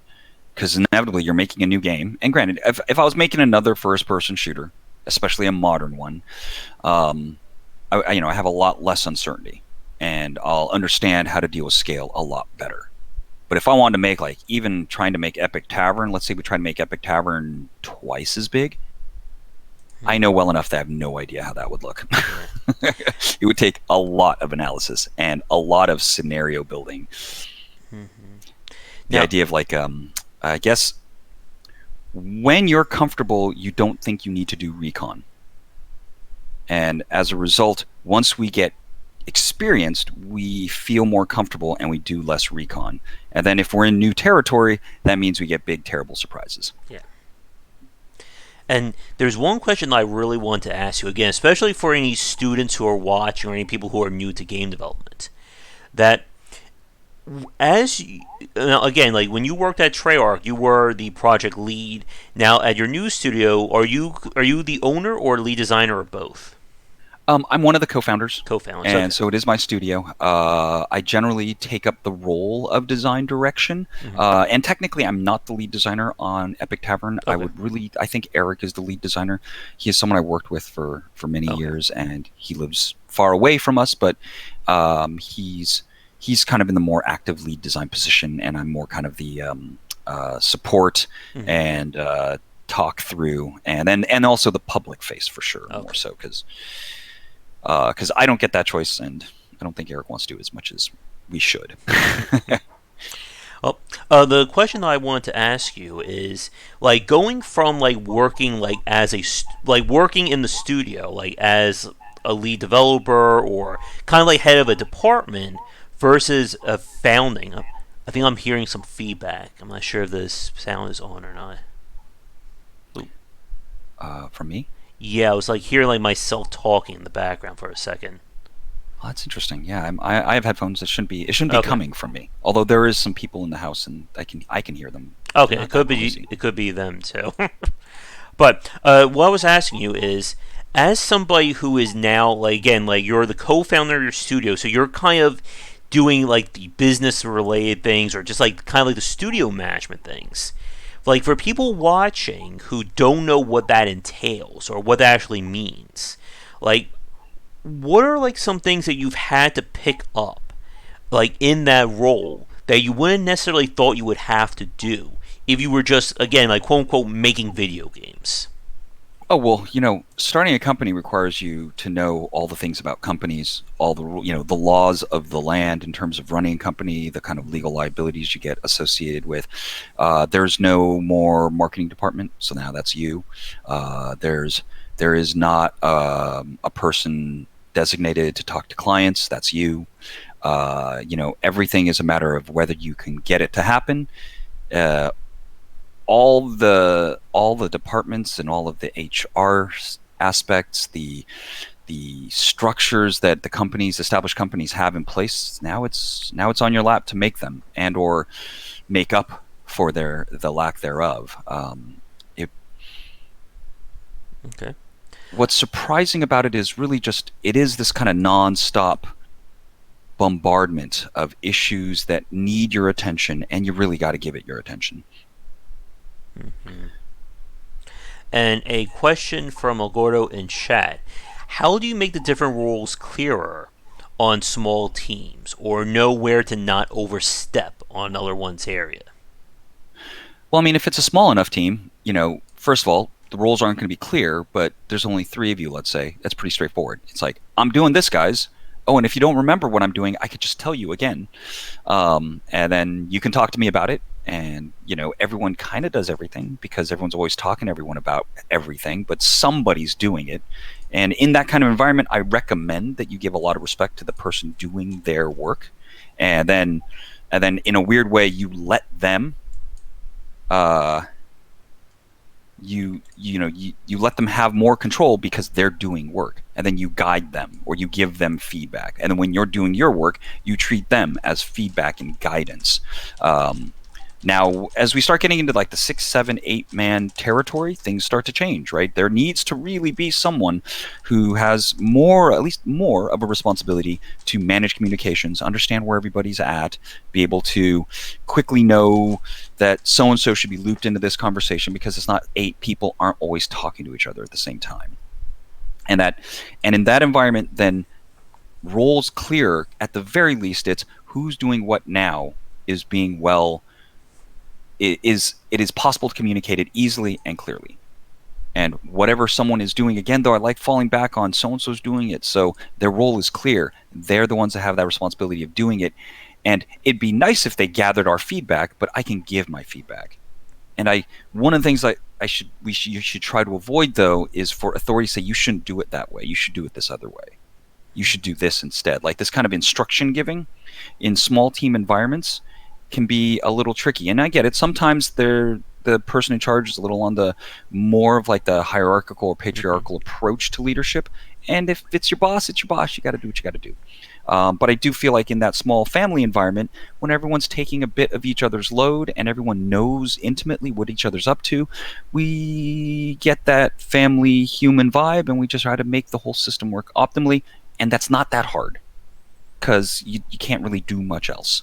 And at that point, role clarity kind of sucks, but it's not a problem, because that's not one of the risks that your team size is running into. Now, if you are running into role clarity problems and people stepping on each other's toes, it means more conversation needs to be happening relating to those issues.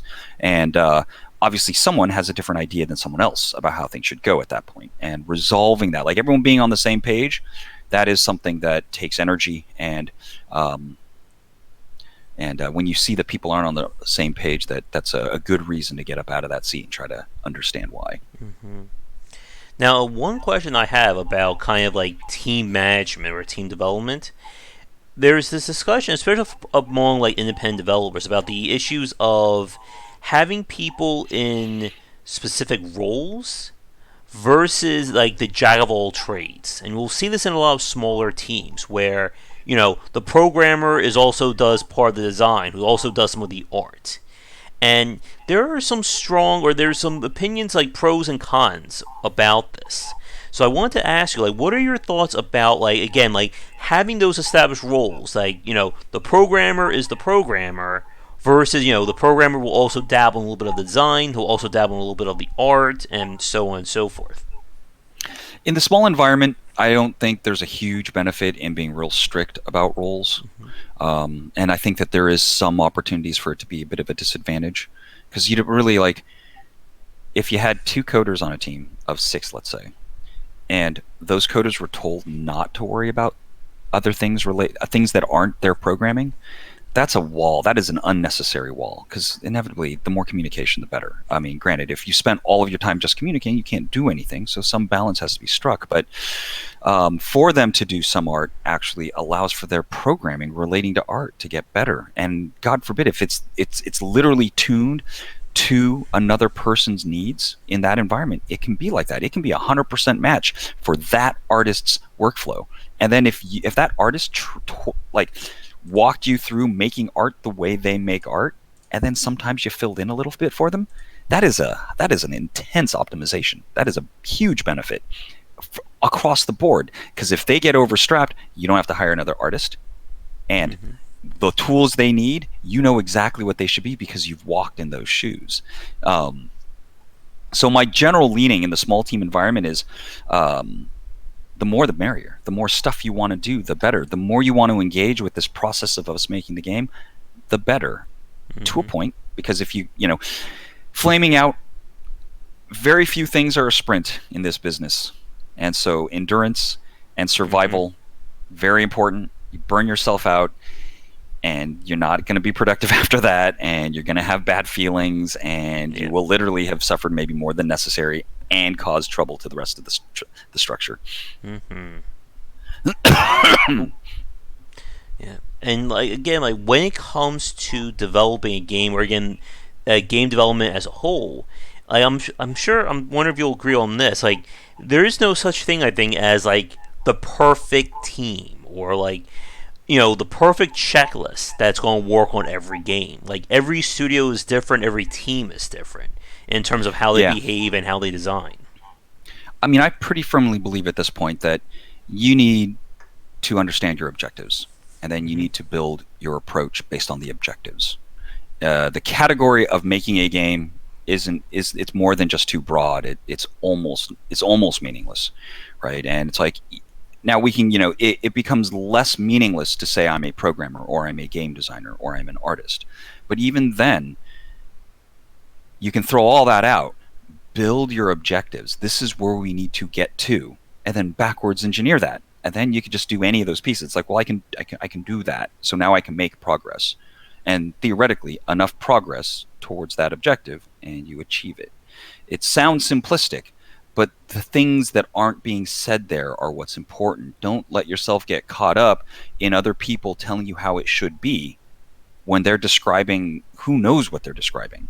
And certainly they don't know what your objectives are. You can build your objectives, and once you've backwards engineered them, that's your best analysis of how to make that a reality. And to be fair, you'll run into blank spots. You're like, well, I don't know how to do this. And it's like, it's just an internet search away to start the process of understanding something you didn't know anything about before. Yeah. And the only thing I'd like to add to that is when you run into stuff you don't understand, that very quickly in that process, you should be thinking about, do you know people that understand it? Can you get to know people that understand it? And that kind of starts digging into how important I think networking is. Oh yes, definitely. And And that as definitely can't jump into that yet because yes, I was just it's a about whole to other say one. it. As a time check, we have officially cleared the 2 hour mark, so we will definitely be wrapping things up in the next few minutes. So, for the people watching us live right now, this is officially last call for any questions for Tomo about game development. So, if you have any, get them in now because we will be saying goodbye very shortly. But here is my official final question, or at least quote unquote final question, because I could go on for like another 2 hours easily for you. But there's one thing that I wanted to ask you, and you kind of touched on this a few minutes ago, regarding switching genres. And I wanted to ask you that, like, for developers, like, when it comes to, like, let's say my first game is a really great FPS, and then I want to design a 2D platformer as my next game. Is it a matter of essentially starting back at zero again? Like, I know that can be somewhat of a misconception or a yes or no, but is it as completely foundational shattering when you switch genres to something else in game development? I mean, I think it can be, but I don't think it has to be. Mm-hmm. The skills that we need to make use of are better when they're more universal. And your ability to put together a platformer, um, baked into your execution quality, is some amount of universal skill and universal lessons in terms of creating entertainment experiences in general. If you can't see them broadly, then maybe you won't be able to use them broadly in the short term. But doing something like switching genres would be a great way to start loosening up your mentality to do so. Because, I mean, now, after 23, 24 years, I can look back on everything I've done and go like, oh yeah, it's all following the same rule set. It doesn't matter what genre it is. In fact, it probably doesn't even matter what medium it is. There's a ton of specifics to learn in terms of techniques for any given artistic expression. But the strategy of creating something to create or evoke a response from a user, it's always going to be loosely the same. And so I think that if it is your first game and you made a platformer and your next game you want to make something very different, you're going to run into some difficulties because you're going to have to start translating and interpreting your skills in different ways. That may very well be the perfect challenge for you. It might contribute to things not working out the way you want them to. And certainly you're going to incur some risk in doing that. But there are definitely pros as well, because now some of the sensibilities that you learned in the different genre may be partly to blame for a unique expression in the new genre that you're moving to. So it's this awesome mixed bag of minefields and, I don't know, bouquets of flowers. And we've seen, like, I think one of the things that kind of separates, like, the indie development space from this decade to kind of previous are more developers trying to establish themselves as a brand rather than as an individual game or individual genre. Like again, like Clay Entertainment being one of the best examples of this. Each Oh one of their yeah, for sure. games has been completely different. Oxygen included a Dwarf Fortress Colony Simulator, Don't Starve, a survival game, and it seems like that's kind of become more or less like the norm for a lot of modern indie studios. That they try to again become themselves a brand instead of just being known as we're the platforming company or we're the first person shooter developers. Yeah, I know it's true, but Clay is pretty savvy too. Mm-hmm. I mean, they're ahead of the game, and they're really some smart guys Yeah. and super cool. Um, but yeah, I think it becomes easy. Like if you meet with success, it's hard not to try to do it again, right? Because Yeah. you're like, oh god, it was so tough to get here. It's like I don't mind chilling out a bit and maybe just repeating this. To be Mm-hmm. fair, sequels aren't the way they used to be. People don't necessarily jump to your sequel if they like the first thing.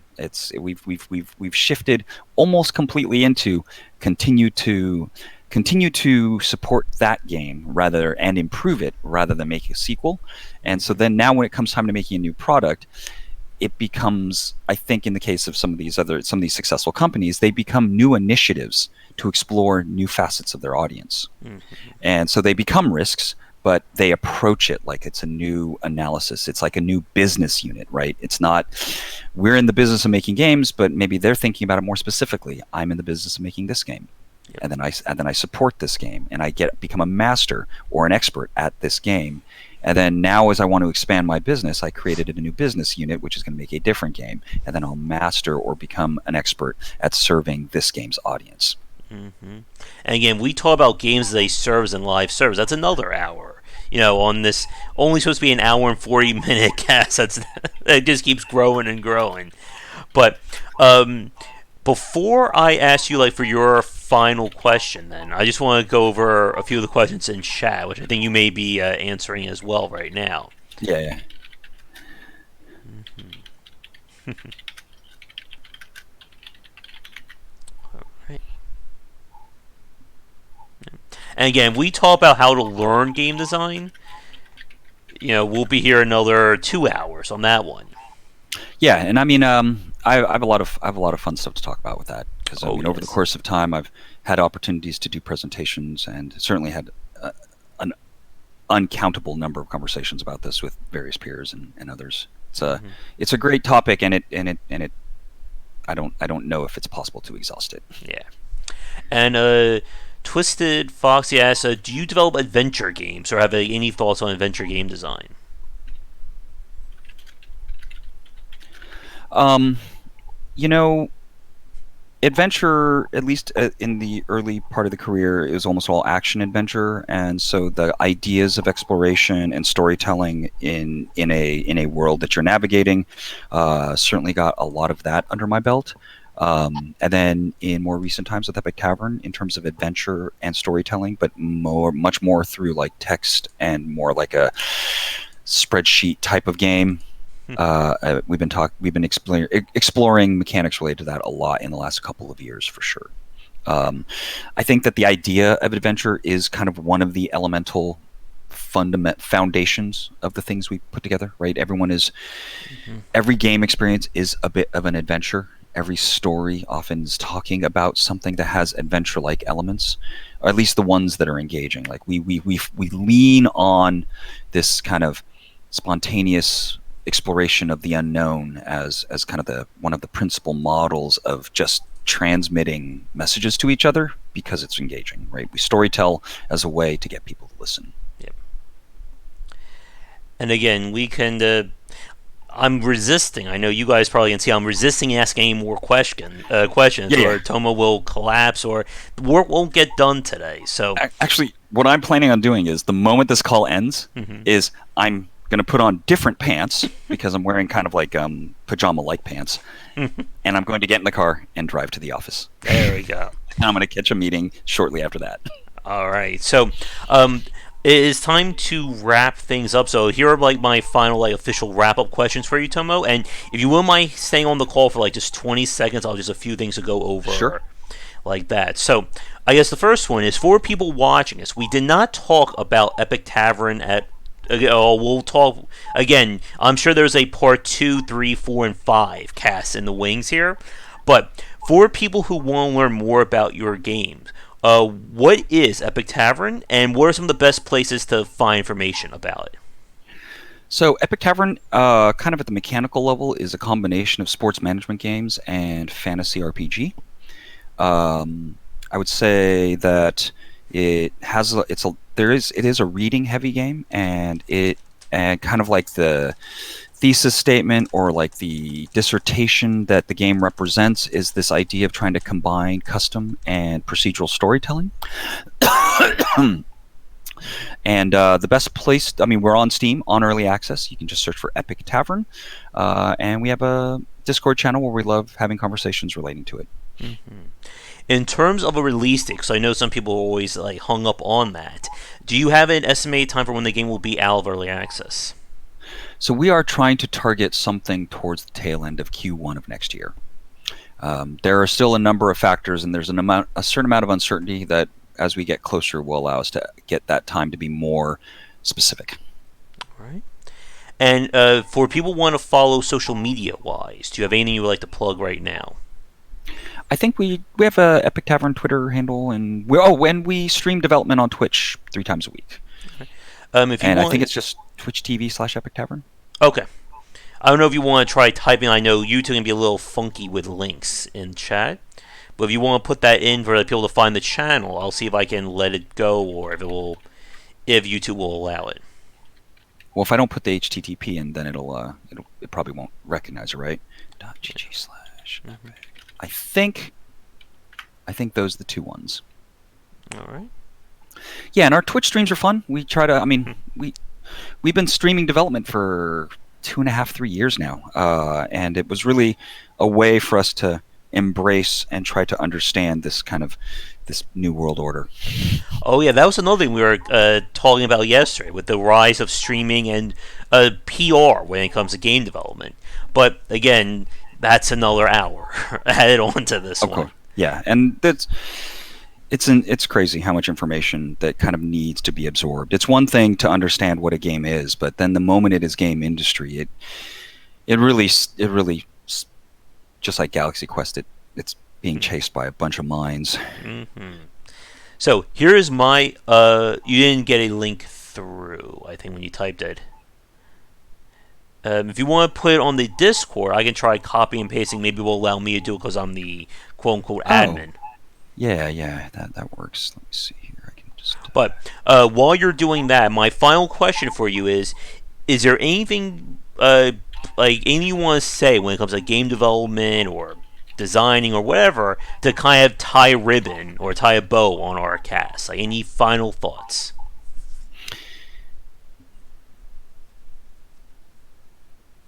Don't die. Survival. It's an endurance game. Yeah. Keep pushing that boulder up the hill. For those of you who saw the thumbnail, Sisyphus. Sisyphus is the myth of Sisyphus combined with Albert Camus' statement that he has to be happy rolling that hill up the hill and having it roll back to the bottom over and over and over again through eternity. Mm-hmm. I could probably put myself on that boulder too, and it'll just be the same thing too. All right. While you're typing in the link, I'll do the end of stream speech now. So, awesome. For everyone watching, exactly. For everyone watching, thank you so much for tuning in. Again, Tomo, it has been an absolute pleasure talking with you. As you were saying yesterday, when it comes to game design chats, it's one of the things you gotta love, and I think this was definitely one of our better ones, just because of so many topics we've talked about and so many that's left to discuss. I had a great time. Thank you for having me. Yeah. And again, if you're free in the future, we still have like 5-10 more hours of discussion. So for sure. Let me know when you're free. We'll figure again. out when it makes sense. Yeah. But yeah, best of luck with Epic Tavern. I'm sure we'll be taking a look at it again on the channel. And for everyone watching, be sure to check that out and check out their Twitch stream as well. But With that said, we're going to end things here. For those of you who are new, as we've alluded to many times, we do have a Game Wisdom Discord channel. It is in the description of the stream and video down below. You can follow me on Twitter at GWBicer and check out our Patreon. Even support things like that. But if you are a developer who would like to come on and talk game design, we are always looking for new guests. Please don't hesitate to get in touch.